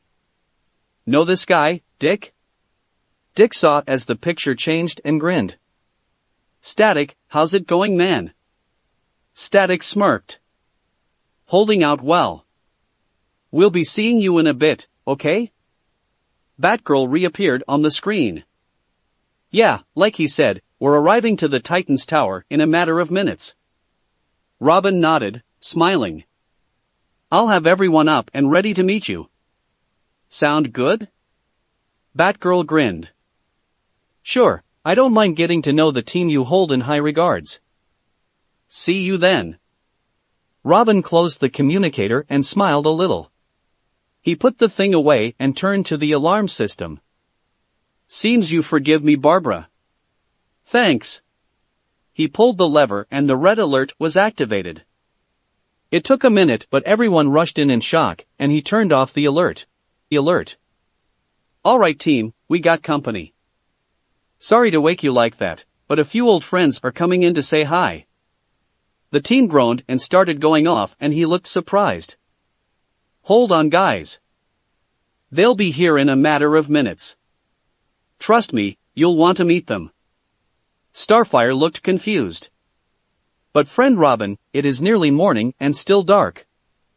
Cyborg groaned. Yeah, I mean, how important can this be? Robin smiled. Very important. Just wait, you'll see. Just please wait for them, okay? After a few groans and moans they agreed. Robin nodded and started off to the roof. Relax and get some breakfast, I'll go meet them and bring them down. Beast Boy scoffed as he went to the couch. Does anyone else think he's wasting our time? Raven went to the tea maker and started making a cup. He's energetic about this. And not very stiff, he seems to hold these friends of his in high regard. Maybe they're old friends he hasn't seen in a while, but I think it's going to be a little hell in here. Starfire brightened up. Oh, I know the joys of reuniting with the old friends. I wonder who Robin can be old friends with. Anyone know? Cyborg yawned. Not really. Robin used to be in Gotham as part of the dynamic duo. Now that you mention it, I wonder why he left. Just then they heard a craft coming in and landing on the roof. Beast Boy smiled. Finally, after this I can get some sleep. It took a minute, but Robin came back down. Guys, I'd like you to meet Batgirl and Static. At the sheer mention of Batgirl, Cyborg and Beast Boy were wide awake and looked as Batgirl entered the room, waving. She grinned. How's it going, everyone? Starfire came up. Oh, it is a glorious joy to meet you, the girl of bats. Batgirl chuckled nervously. It's Batgirl, not girl of bats. Raven came up. It's a surprise to see you here, but yeah, forgive Starfire, her integration of our language isn't perfect. Cyborg and Beast Boy were shocked and drooling. Batgirl looked puzzled. Is it me, or do I grab attention that much? Robin glared at the two. Guys, put your mouths back on. Ugh. Oh, hey, Static, where you at? Static came in riding his flying disc, smiling. Hey Rob, you swinging man? Robin smiled, bumping fists with Static as he came into the room. Cyborg looked surprised. Hold up, who this? Static stood on his flying disc and shot some electrical fields around some of the smaller gadgets around the room, lifting them up. The name is Static. He made everything fly around a bit before setting them all down. He noticed the tea's not done and gave it a quick zap to get done. I'll put a shock to your system. He jumped off his disc, grabbing it as it shrunk in on itself and putting it in his jacket. Nice to meet you guys. He went to Cyborg first. Cyborg bumped fists with him. Pleasure's ours. Beast Boy was amazed. We got Batgirl in the tower, and a guy who has lightning for power. Robin chuckled. Not lightning. Static smirked. He's right, it's actually electromagnetism and it's very powerful. Batgirl came up to Robin as everyone was meeting. Static joined the trip because he was passing through on his way to join the team here. Beast Boy heard that. Whoa, you mean we got a new member? Static grinned. You betcha. Batman told me Robin started this group here a while ago and I thought I'd come by and put in my application. Robin smiled, nodding. Well, I guess it's fine. You have no idea. Everyone jumped to look at the new voice in the room. Everyone turned and saw a muscular-built man wearing a black suit, utility belt and helmet with bat ears, with a big red bat on his chest. Sorry to intrude. Robin and Batgirl jumped to the ready, and the Titans all followed, except for Static, who flew up naturally. Yo, you put on some muscle last time I saw you. Everyone hit the floor. Except Static, and the new Batman and Static looked confused. Robin growled. You know this fake? Static smiled. He ain't a fake Batman, he's just the future one. The current will be too old to do anything and needed someone to take his place. The new Batman smiled. Seems at least one person recognizes me. The current one in this time didn't. Static looked confused. You telling me he went to the future as well? The new Batman nodded. Yeah, but apparently not yet. Anyway, nice seeing you, Static. Joining the Titans, huh? Robin went up, everyone did, and he was suspicious. How did you get here? Batman smiled. I hitched a ride on the Batwing. Batgirl looked disappointed in herself. That's why it was heavier than normal. Robin groaned. What do you want here? Batman frowned. Help! There was an incident in the future. KitsuneX is still active there, and when he and 2 of his team faced against 3 of a new team, a rift opened up. I was sucked inside. Apparently, I went back through time. Batman groaned, holding his ear. I heard ya, ugh. Sorry about that, the old Batman talking in my ear. Which surprised me how prepared he was for this. And no, not the current Batman, the old man in the future is talking to me, even when I am here in the past. Robin scowled. Like I believe that. Batman grinned. You say that, but it is you who told him about it after I visited your future self one time. So, make sure it happens, or I may ruin the past next time this happens. Robin looked confused. And how do you even know me in the future? Batman smirked. Please, it's not that hard when you have the old man's resources. Anyway, I was told by then old man I got help here when this happened. So, can any of you give me a hand? Raven flew up. All I need is how many years and I'll look for the spell needed. But it may take a while. Batman smiled. I checked the date, and it is to the day here, but 50 years from now. Thank Raven. He put a finger to his ears again, and as she was flying off to her room he turned. Yeah, before I leave, I'll get it done. Batgirl smiled. So, how does the new Batman do things in Gotham? Static smirked. A little different, he's more talkative and stealin', but otherwise he uses every trick in the book. Batman smiled at that. Yeah. Guess what, you guys want some hands-on training? I'm offering. The team looked a little confused at that and Batman grinned. You guys, against me. KitsuneX will be part of your main villain base, and I'm willing to show you how good I needed to get to land some blows. Robin hardened his look, then looked to Static. Your call, you are the only one who knows him. Static smiled. I say we give him a shot. Besides, he's not one to lie about this.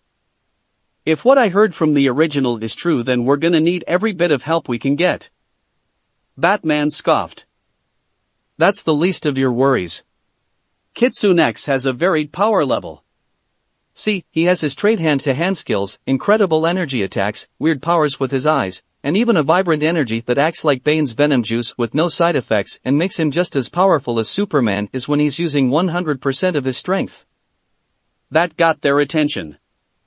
Cyborg was first to speak this time from the silence. Hold up, you mean this dude has the power to beat Superman? Batman shrugged. I have no clue. Superman is still an active hero in my time, and I'm even part of the Justice League as a part-timer, and he won't talk about his encounters. Every time I mention KitsuneX he either gets angry, gets sad, or just flat out ignores me. Robin hummed. The anger and sadness could be anything. But the ignoring you may incline to his defeat. How do we battle against that? Batman smirked. By getting stronger. You guys are the only team, and it takes a team able to beat him. Robin, you use his own power against him, that right there helps. Starfire has no major weakness he can use against her, and she gets stronger, not to mention Cyborg, you know how smart you are. Beast Boy even gets good with strategy. They all looked at him like he grew an extra head. He smiled. I just said why you are able to. I never said you would do it. Why not? Let's see how good you are now and get a spar down, you'll learn a thing or two. Robin looked to the team. It's everyone's choice. Cyborg grinned, hitting his hand. I say we should definitely test out if this guy is real material or not. Starfire giggled. I would most enjoy sparring against the student of your mentor in the future. Especially with how I went into the future, I have a feeling he knows what's going on. Beast Boy grinned, crossing his arms. I don't mind bringing this guy down a few pegs. Static shrugged at that. I think you're underestimating him, but I am in. Batgirl chuckled nervously.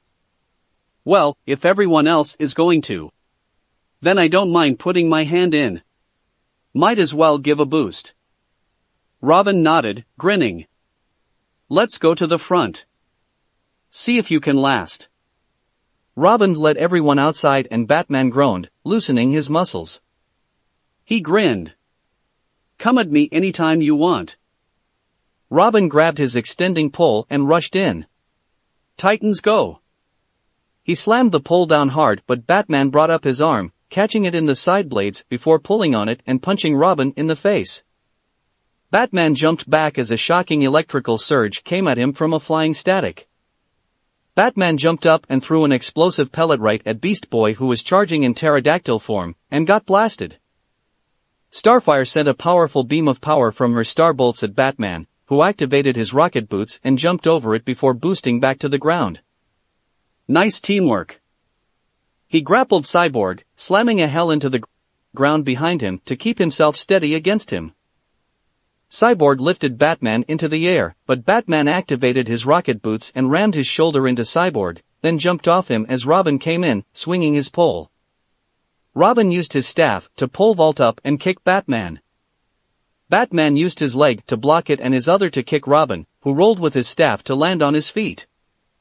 Robin threw two birdarangs onto the ground, and they stuck in and let out a dark smoke. Static. Static shot out some electricity at the smoke, and used it to pressurize the air around Batman. That wasn't going to happen as Batman was already outside of it behind it and got some explosive pellets out again. Batman threw them down as he jumped, taking Beast Boy, who was coming behind him in gorilla form, and making him fly into the water. This was where Batgirl came in, throwing a wrapping wire at Batman, who flipped up over it, catching it with his hand and throwing it at Cyborg, who was jumping at him. Cyborg rolled on the ground as he landed and blocked the next strike with Robin's staff aimed for his head. He grinned. Nice hustle, but you need to be faster. Batman grabbed Robin and threw him into Starfire, who was coming in to tackle Batman instead. Batgirl dropped in and sent a flurry of spinning kicks before punching for the face. Batman caught the punch after leaning and walking back from the kicks and twisted the arm and throwing her into the ground behind him. Static rushed in and tried to use his taser punch but was blocked as Batman flipped up and kicked Static up and away from him before pushing himself up into the air, flipping back to his feet before putting his hands up. That's enough, everyone. Everyone came up to him as he smiled. Decent teamwork, a little time and effort. I think you will catch KitsuneX in no time. Raven came out of the tower, looking depressed. You fought without me. Batman turned, smiling nervously. Sorry, Raven, but whilst I am here, I needed to get at least something helpful to you guys, and I need to get back in a hurry. Don't worry, just keep up your own work and you will be able to fight KitsuneX better as well with them. Robin grunted as he grabbed his birdarangs. I see you are pretty good. No wonder if you were trained by the original. Batman smirked. You think it was all him, huh? I figured my own way of doing things, and you will too. Hell, you were the one who gave me that advice. Starfire came up, smiling. It was a most excellent spar. Thank you. I see now we all need practice. Batgirl untied Cyborg and they both smiled. Batgirl nodding and Cyborg chuckling before he spoke. And with Static joining up, I think we have a better shot. Thanks. They all went inside and Raven focused on creating the portal. Batman turned to them and smiled. This is it. Before I go, I got a bit of advice for you all. Separate advice. Robin. Batman got closer to him and smiled as he whispered in his ear. You told me once, you didn't understand during this time of your life what to do, or if you would ever find someone to understand who you are and be with. Let me just say that you will find someone special and close to you. You'll even have a child. Robin looked surprised and looked at Batman, who nodded. He smiled. Thanks. I'll keep that in mind. Batman went to Cyborg and bumped fists with him. Know you are able to surpass any machine and any human with your heart and spirit. Don't let anyone hold you down. Cyborg smiled, nodding at him. Batman went to Starfire. You may not know how to say anything, but trust me, things will work out in the end. Just believe in yourself and what you want and everything will be fine. Starfire grinned, giving Batman a brief hug, which he took, and had to rub his ribs for a bit before moving on to Beast Boy. Others may think you don't know what you're doing, but your knack for strategy in combat, thanks to the Doom Patrol, will come in handy. Just keep getting better so you and your team keep growing as friends and heroes. BB chuckled, blushing a bit. Batman went to Batgirl and nodded. You'll see me in time, but here's some of your own advice. Don't take for granted what you had and lost, because it can always be fixed if you try hard enough. He walked over to Static, grinning. Keep in mind you are a great hero, and will be an even better friend to me and others than you can imagine. You've helped me and all your friends understand a better way, and you will still do so from here on out. Static nodded, accepting that advice. He stepped up as Raven opened the portal and waved to the rest. He then put a hand on Raven's shoulder. Between you and me. Thank you for your help, and don't let what the future holds control your actions. You are more than just an object to your people. You are a person, and a friend, as well as a capable hero. You'll understand one day, and when you do, I hope you find the one you are lucky enough to be with. He turned to everyone again. Robin. A little gift. From the old man. He said you'd understand. He activated his own batarang from his wrist and tossed it lightly to Robin, who caught it. They all looked as he was gone in the portal, and it closed on them right afterwards. Robin looked at the special design and smiled. Still a show-off when it comes to me. Batgirl gasped. Wait. That's right, I came here for a reason. Robin, we need to hurry. Robin looked confused before looking shocked. Right. Guys, come here. Robin gone to the computer and activated some top-secret files. I didn't think that I would need to open these again. Alright Titans, here's the situation. Batgirl's main purpose here was to bring back these two. He opened two files, one having Catwoman and her specs, the other with Mr. Freeze. Catwoman, an unknown who never got caught enough to know the identity of. Catburglar, has amazing acrobatics, mainly uses her sharp nails as claws and a whip that acts as her tail. No one ever caught her, and Batman usually plays her games and takes it easy on her. He shifted the main-looking file to Freeze. Mr. Freeze, aka Dr. Victor Fries. He had an accident, falling into a cryogenic solution and turned him into a cold-blooded being unable to survive in any temperature above 20 degrees. He uses a suit using lasers to cut away at diamonds to power it and his weapon a freeze ray able to turn to ice anyone or anything instantly. They came to Jump City last night. BB looked about ready to pass out. Raven was a bit surprised, but kept her emotions in check. That's not supposed to happen, why would they be here? Batgirl crossed her arms. Probably because KitsuneX is here. We found traces of tampering to the truck and Chain's Catwoman was being held in. Probably him being nice to Catwoman as she isn't actually psychotic like the other villains. She only steals, but still has respect for human life, unlike Freeze, Joker, Ivy, and the like. Robin groaned. Still, this is major. How would they even find KitsuneX? He is with the Hive and the Hive have been missing in action for a while, as well as hiding somewhere we don't know. Starfire hummed. Still, if they were able to, they could find them. KitsuneX might have told their location, yes? Cyborg nodded. That would hold true if Catwoman had the knowledge, but if KitsuneX got in and out that easily and fast, how did he have time to tell her? Batgirl turned to them. He is able to make copies of himself, like Billy Numerous, but he doesn't use it often, as well as the fact it may not have been him who told her, but the other member of the hive named Cheshire. Static was confused. I'm not up to date on Jump or your team's villains. Mind giving me a rundown? Robin nodded. Sure, after we start getting this situation known. Freeze could attack anywhere at any time. It will be a cold day in hell right here on Earth. With Naruto in the HUH base. Naruto was laughing his ass off. Not one managed to get inside the base. Gizmo was in a tree 5 feet away from the building with his pack blown. Kid was twitching from shock on the roof, and they both activated the shock wall trap for the ventilation on the roof. Cheshire and Jinx were at the back and currently trying to hide there. Ahem. Assets. Naruto did have a nosebleed seeing Jinx showing off her purple lace bra and her black silk panties to him. Cheshire wearing green lace matching underwear, and trying to cover it with the remainder of her robes. Hive was stuck inside the window, his shoulders touching super glue traps. Mammoth was currently knocked out. With knockout gas, meaning he was asleep, and Shago was currently wobbly, having so much done to her she could resist it, but she looked up. Damn it. Naruto let his clones fallen outside and put the guns away as the simulation chamber let the simulation go, everyone on the ground, Hive not stuck anymore. After they all woke up and were in better shape, they were in the living room. Naruto grinned. Sorry, but ninja do not play fair.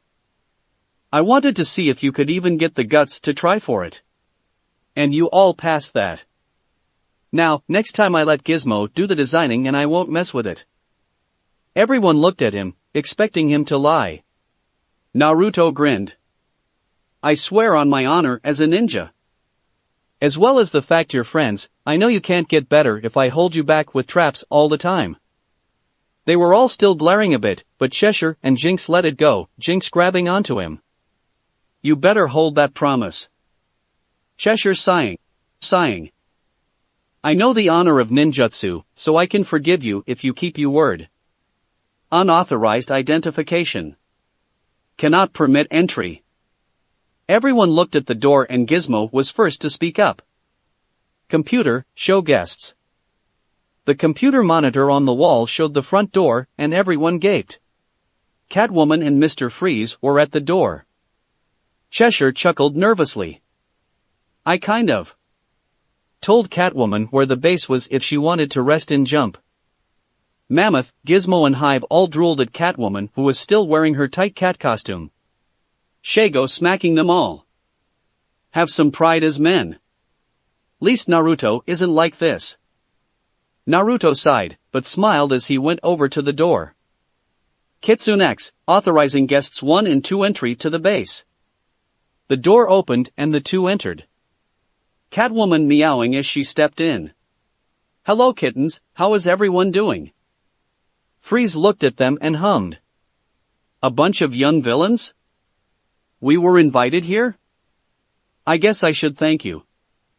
Naruto smiled, waving his hand.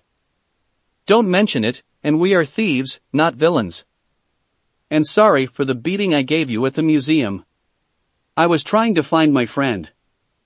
Freeze looked surprised. It was you?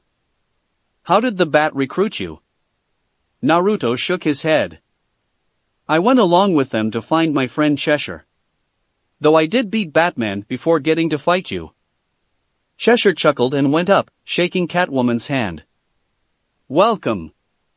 Sorry, we were kind of training a bit. Shago hummed and thought. Am I the only one who was slightly wondering if this is a bad idea? Jinx nodded. Me too.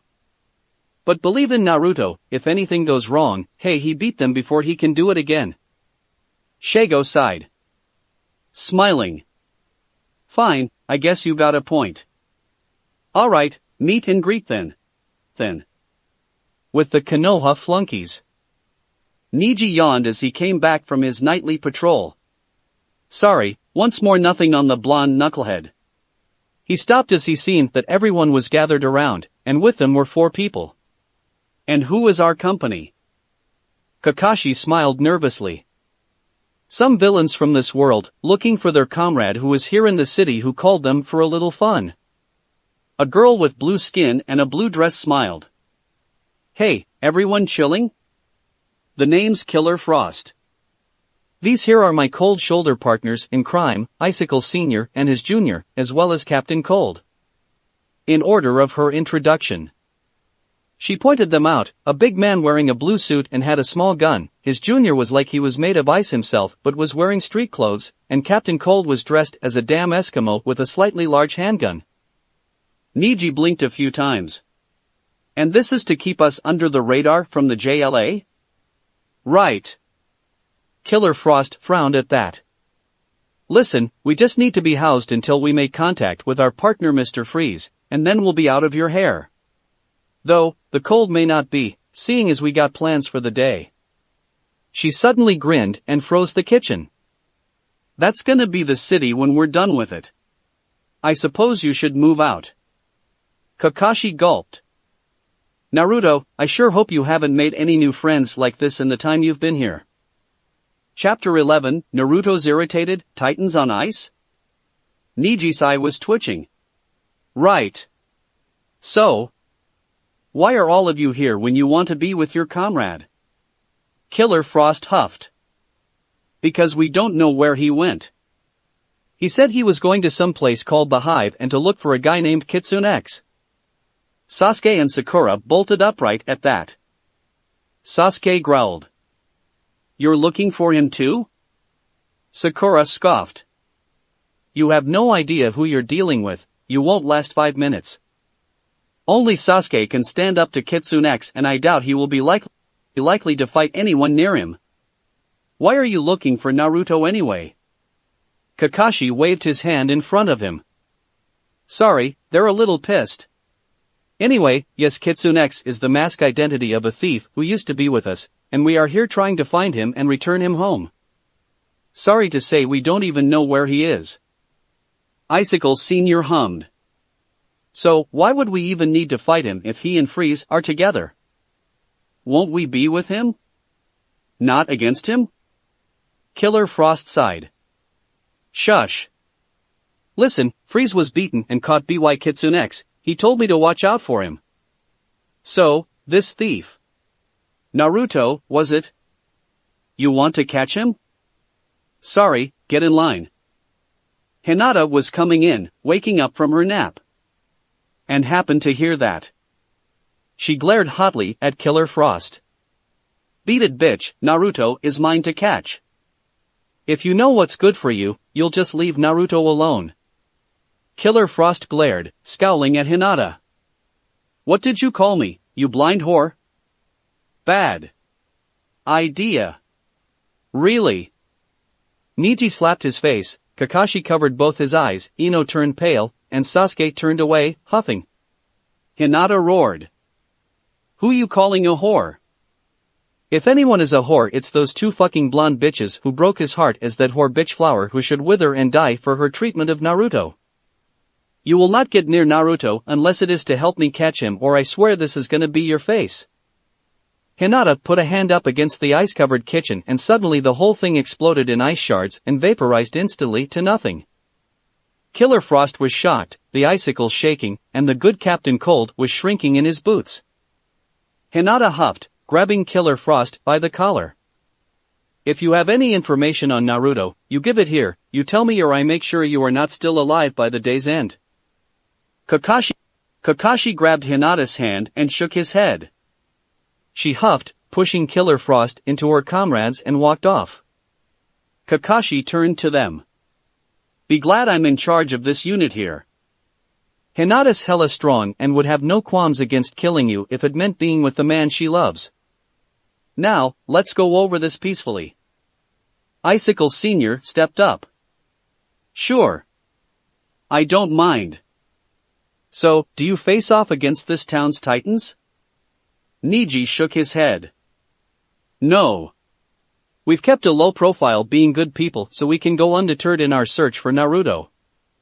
Kakashi nodded at that. True. See, fighting the Titans would push the proverbial escalation into order, thus bringing the JLA on our backs, and we don't want them to just lock us up and stop us from bringing Naruto back home. So, we let everyone go about their lives, and whilst we make sure we survive long enough to search, we work and get money. And when we find Naruto, we'll leave. Killer Frost nodded at that. Fine. Though we don't know who the Titans are, so we thought you would. Lee came up, saluting. I know one. He visited my dojo once. I think he was named like a bird, started with an R. Icicle Senior huffed. Robin? That boy Wonder is with them? Lee saluted more. YOSH. Robin was his name, yes. I remember it. Neji shrugged. There's a girl named Raven who is dark and emotionless. Usually stops by the bookshop I work at. I hear stories from time to time, and all I know are names. Beast Boy, Starfire, and Cyborg are in the team as well. Whoever they are. Truthfully, the Konoha group didn't know or see any of the Titans except for Lee seeing Robin once and Neji knowing Raven at the bookstore every so often. Other than that, they don't know much because they are only here for Naruto. Why gather that information when they would play it low-key anyway? Killer Frost nodded. Well, I guess we'll have to wait it out. Knowing Freeze, unless he is conserving his energy, he'll be desperate for diamonds soon. Kakashi got curious. Why do you say that? You don't need diamonds too, do you? Icicle Senior sighed. Not really. See, Killer Frost and my son here are able to manipulate the cold and generate ice on their own. Me, Captain Cold and Mr. Freeze all need weapons that can generate freeze rays. But, Captain Cold is dressed to protect himself from the cold. I myself have this suit cause my own ray happens to be more powerful and sometimes I need to protect myself from my own weapon, but Mr. Freeze's suit is to support his life. Captain Cold nodded to that. True, he had an accident and can't survive temperatures of 21 and over. His suit is armored but also powers a cryogenic generator to keep him cold so he doesn't die in normal weather. The power source is diamonds that are cut by the laser system. He has to use an efficient amount of power to keep him alive and power his freeze ray. Neji hummed in interest. Sounds intricate enough. But why would he need diamonds? Killer Frost scoffed. We told you he was caught by KitsuneX before he escaped, and most likely Gotham PD took his power source so he can't survive for more than 48 hours if he doesn't use his freeze ray. Though he did use it to quickly put some cops under to get away and used it to make a path across the river, so if I had to guess, he has, right now, 18 hours. With Naruto. Naruto hummed as he rummaged through the cabinets, looking for breakfast. Hell, he was up for nearly 36 hours, he needed some energy. He found some chocolate peanut butter ball power cereal and grinned. A nice treat for energy. He got a bowl and poured the cereal in before going to the fridge and looking around. Then growled. Who the hell drank all the milk? He turned to Hive and Gizmo looking in the restroom and Mammoth sleeping on the couch, and he knew Kid was off to see what was going on in town. Shago was off training in the training hall, and Mr. Freeze was currently looking at some specs of something on the laptop they left on the computer, and he didn't rightfully care much for it. Jinx was currently in the bathing room, which consisted of 5 showers in a big room for talking and playing around as well as toilets, sinks and the works, with Catwoman and Cheshire. Catwoman giggled before coming up behind Jinx and reaching in front of the girl and grabbing the poor girl's breasts. So proud of these, you think washing them any extra will help them grow girly? Jinx blushed and stifled a scream with a growl as she bit her lip and turned, tackling Catwoman to the floor. Don't be so high and mighty, I am still just a teenager, I'm still filling out, so don't give me crap.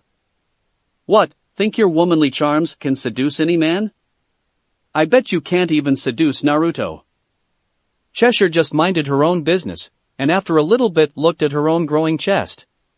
Maybe he would be impressed with bigger breasts. Jinx gawked. Cheshire, you can't be serious. Naruto obviously doesn't care about breast sizes if his ex can pass off as my twin. Her chest is so flat, Hell, I think I have bigger knockers than her, and he loved her for a while. Catwoman grinned. Riao, got some claws of your own? Wanna get them sunk in the fox of your dreams?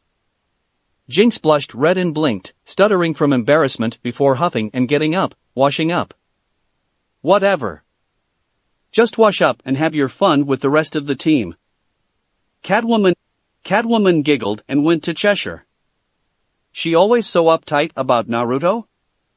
Cheshire shrugged. Not always, but she's higher strung that she can't do much with Naruto. Jinx growled, splashing some water on them. Who gave you the right to talk about me like you know what I am thinking or feeling? For your information, I can do a lot with Naruto if I wanted, but right now I think it's good to go slow, so there. Catwoman giggled. Why take it slow? I bet he would enjoy having someone so passionate about him give him some loving.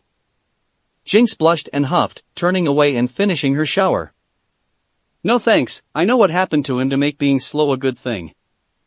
Catwoman got confused by that. A boy his age, from what she saw he was like 18, truthfully, 21, and would be having a lot of dirty thoughts and hormonal changes to make him want to get in a girl's panties.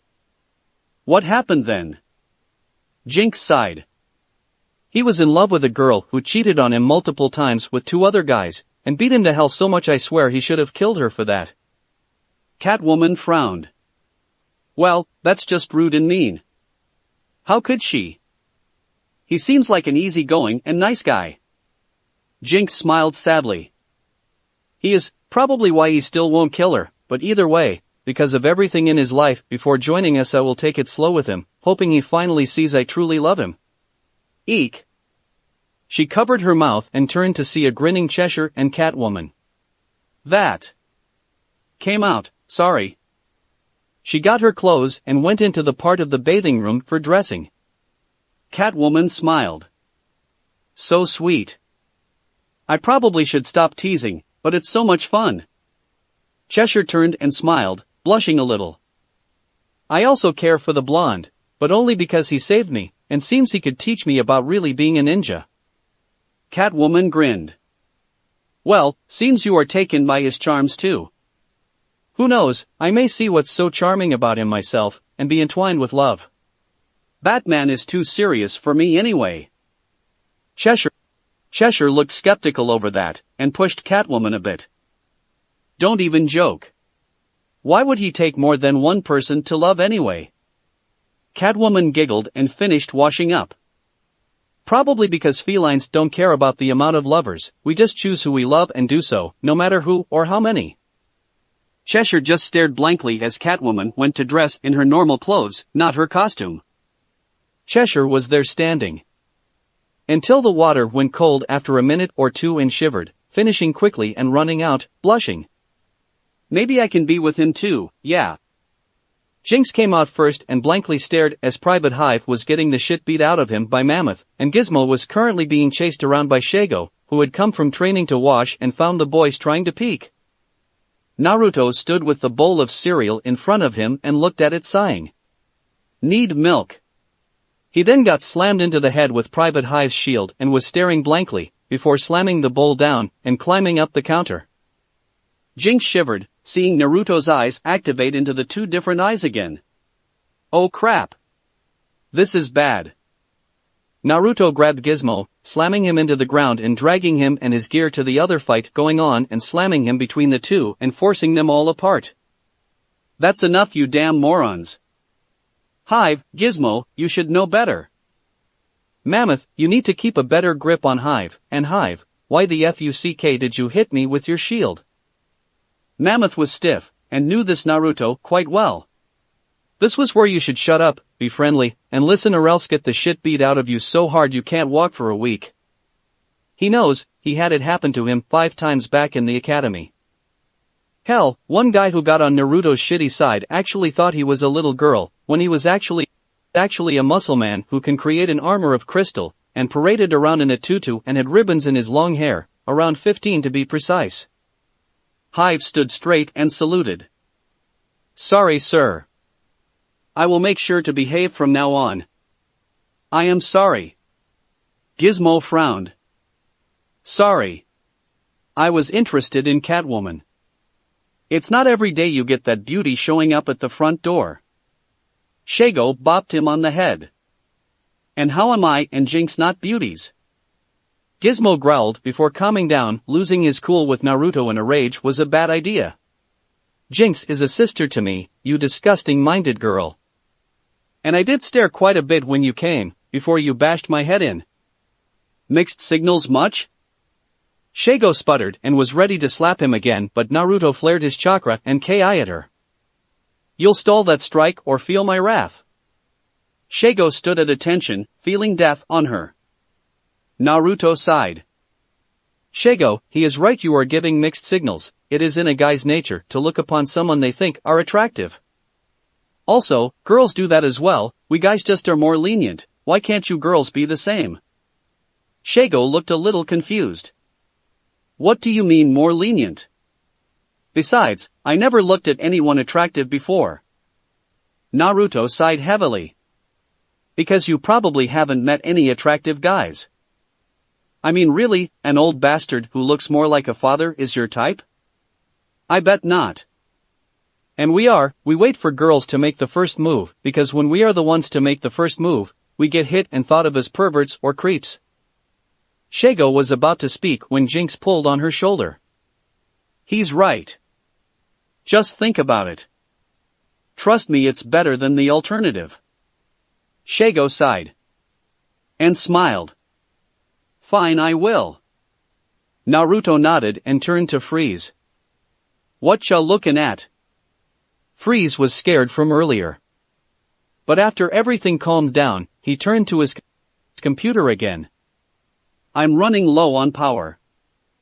My suit is designed to keep me cool, I can't survive in an environment that is above water's freezing point. I have 15 hours before my power is completely drained, thanks to Gotham PD. I need diamonds. I am trying to find a good source that is easy to hit. Gizmo flew up. We need a supply run anyway. I think we'll hit multiple targets at once and get what we need without the Titans being all over one of us. Naruto crossed his arms, humming in thought. All right. Gizmo, Mammoth, you two take the electronics and stuff we need. Jinx, Shago, think you can get some of the homie supplies we need to make this base a bit more cozy? As it's always said, women know best in home decoration. Gizmo and Mammoth nodded and started getting a list and looking up what they need. Shago scoffed. Seriously, me? Jinx grinned. I think we can handle that. Come on Shago, we'll get the coolest, most expensive items we can to make this place look the way we want. Naruto nodded. All right. I think I'll go with Freeze, that way if the Titans try to stop him from getting the rocks, I can stop them from trying. Hive, Cheshire, think you two can keep Catwoman company here? Catwoman purred as she stepped up. I'll go change. I think I'd like to go see about getting some goodies. Naruto sighed. Fine. Cheshire, Hive, like I said. Keep her company. Try to look up anything in Jump if you want, but keep shit clean and safe.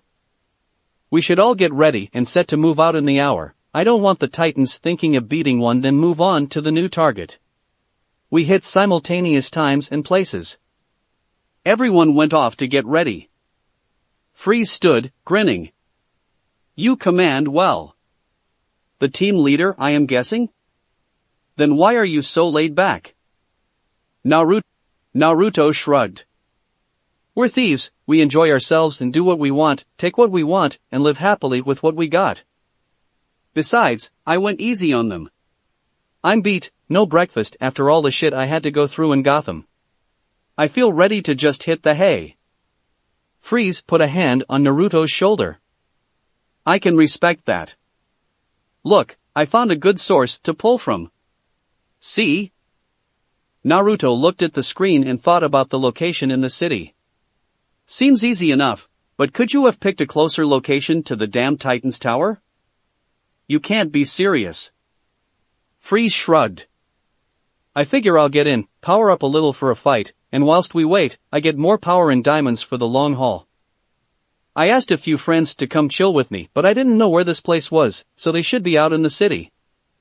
I asked them to bring some of my machinery I stored back when I was in Metropolis. Naruto blinked in confusion. Metro? You're joking. When did you go to Metropolis? Freeze chuckled. Lex Luthor became president and put a price on Superman's head. I went after it with him. I was going to use a special machine designed to freeze a city to freeze him internally. Thing was, I was caught before I could activate it. Naruto nodded. Okay then. So, these friends, who are they? Freeze shrugged. They're cool people. Killer Frost, Captain Cold, Icicle Sr. Naruto blinked and looked at him tiredly. Sounds like more ice villains. Freeze chuckled. They are. Frost and Icicle Jr. are the only ones who can manipulate the cold and ice however they wish without any help from devices. Me, Senior and Captain Cold need suits and weapons. Either way, we are a force to be reckoned with. Naruto nodded, accepting that. Then looked a little puzzled. Wait. Why bring those devices here? Freeze grinned. In case the Titans think they have power over us. We'll just freeze them to sculptures. Naruto twitched. No. Don't even try. Any villainy here and I will personally send you into the heater for that shit. This is my town, I don't give a shit if you visit, but don't wreck the joint. Freeze frowned. But if those pesky Titans try anything I'll defend myself with it. Naruto glared tiredly at Freeze, before sighing and walking off. Fine, whatever, as long as the city ain't in danger I don't give a crap what you do. And with that, the team all got ready. With the Titans. So, where are the soft targets? Batgirl asked Cyborg as Robin was searching out potential theft areas for Catwoman. Cyborg thought about that a little. My guess would be 3 main targets. One in Uptown, another by Washington Street, and the third being on the edge of town by the mountain range. Only diamond stores I know that would be soft enough to hit. Batgirl nodded, humming. Freeze would most likely choose the one farthest from here. I think that third option might be where we should go. Robin picked up a few things on the list. These seem right up her alley. The twin-eye cat necklace at the museum, and the Egyptian all-seeing golden cat statue that Star Labs has set up as a priceless addition being auctioned off to help increase revenue to be a better corporation. Beast Boy grumbled. These two are a bit too synced when it comes to this. Hey, why are you two so good at finding these guys? Batgirl sighed. Because in Gotham we have insane people instead of normal crooks and villains. Your villains have a theme but normally go after you or try to get money. Ours have themes and use them to the extreme. Robin nodded. That's right. Joker and Harley go off on a killing spree or try to make jokes whilst hiding out or stealing joke-themed items. Freeze goes after diamonds, stays in cold places, and usually tries to make Gotham go back into the Ice Age. Starfire came up. So, this Freeze will go after those clear rocks, correct? Static was just watching shit go down, and Raven came up to him. Why aren't you giving any input? Static smiled. 'Cause I can't. I have no idea about Jump, and only slight knowledge of Gotham. I ran into Harley and Ivy once, but that was a while back. I can't be much use in information yet. What about you? Raven shrugged. I'm usually passive, and everyone else seems to be having their fun figuring things out. Besides, with a lot of people here I can't do much. Batgirl and Robin are most experienced with this. Static nodded. I heard you. So, give me a rundown whilst we wait. KitsuneX, he that good? Raven nodded. When he was Red X he was able to fight us off decently enough, but as KitsuneX we've yet to seriously fight him. Static blinked in confusion. Serious? He's never fought you as KitsuneX? Raven shrugged. Not really. The only fight we had with him as KitsuneX was during the time a holding cell was being attacked. He kicked our butts so fast he was there and gone in the blink of an eye. He seemed pretty angry. Static hummed and thought. Seems strong. Caught you all off guard? Raven nodded and walked to get more tea. Yeah, pretty fast. So, what did your parents think of all this? Static flew over with her. My pops was pretty rough on me for it. But after a bit he accepted it was part of who I was and let me do my thing. I told him I wanted to be a better person and hero and wanted to join a team that would help me out. I thought of you guys. That's how I got -BZZT. Robin responded to the sound fast and looked at everything that was going on. Simultaneous thefts all around the city. Seems KitsuneX and Freeze are getting diamonds at the closest diamond store in town near us. Gizmo and Mammoth were spotted going to Star Labs, and seems Private Hive is attacking a local museum. Where that cat item is. Catwoman might be there. Batgirl growled. That's some crazy timing, who could have thought of this? Robin glared at the screens. KitsuneX, no doubt. Barb, Static, Star, you're with me on KitsuneX and Freeze. Cyborg, Raven, Beast Boy, go deal with Mammoth and Gizmo. Catwoman is too flirtatious for any of you to go against, and we need to at least stop the major stuff. If Freeze gets enough power, we'll be goners. Titans, go. The team ran off to their assigned tasks, and Robin had a single thought. How do I battle my old enemy, and my new enemy? KitsuneX. How strong can you be? With Naruto and Freeze. Naruto was piling up as many diamonds as he could for Freeze, trying to be helpful. Hey, he also had a few shadow clones out and about to get food. He wanted breakfast, ugh. Hey, we better go, no telling when the Titans will hit. Freeze sighed, putting a good amount of diamonds in his power core. Refreshing. Just a few more and we'll leave. Freeze grabbed a pretty big diamond from the main case. Everything freezes. Ah. Hey Freeze, been a while hasn't it? Are you whelmed yet? Freeze turned, Naruto turning as well to see Robin, Starfire, Static and Batgirl. Freeze chuckled. I feel whelmed alright. So, a rodent followed me here. That is underwhelming though. Naruto waved. Yo, never thought I'd see red again. Who's this new guy though? Static smirked. Mind if I help myself? The name is Static, and I'll put a shock to your system. Remember that. Static fired off a shock bolt at Naruto quickly. Naruto looked in surprise and jumped away. That's shocking alright. Alright then, let the games begin. Wanna play with that shit? I can do you one better.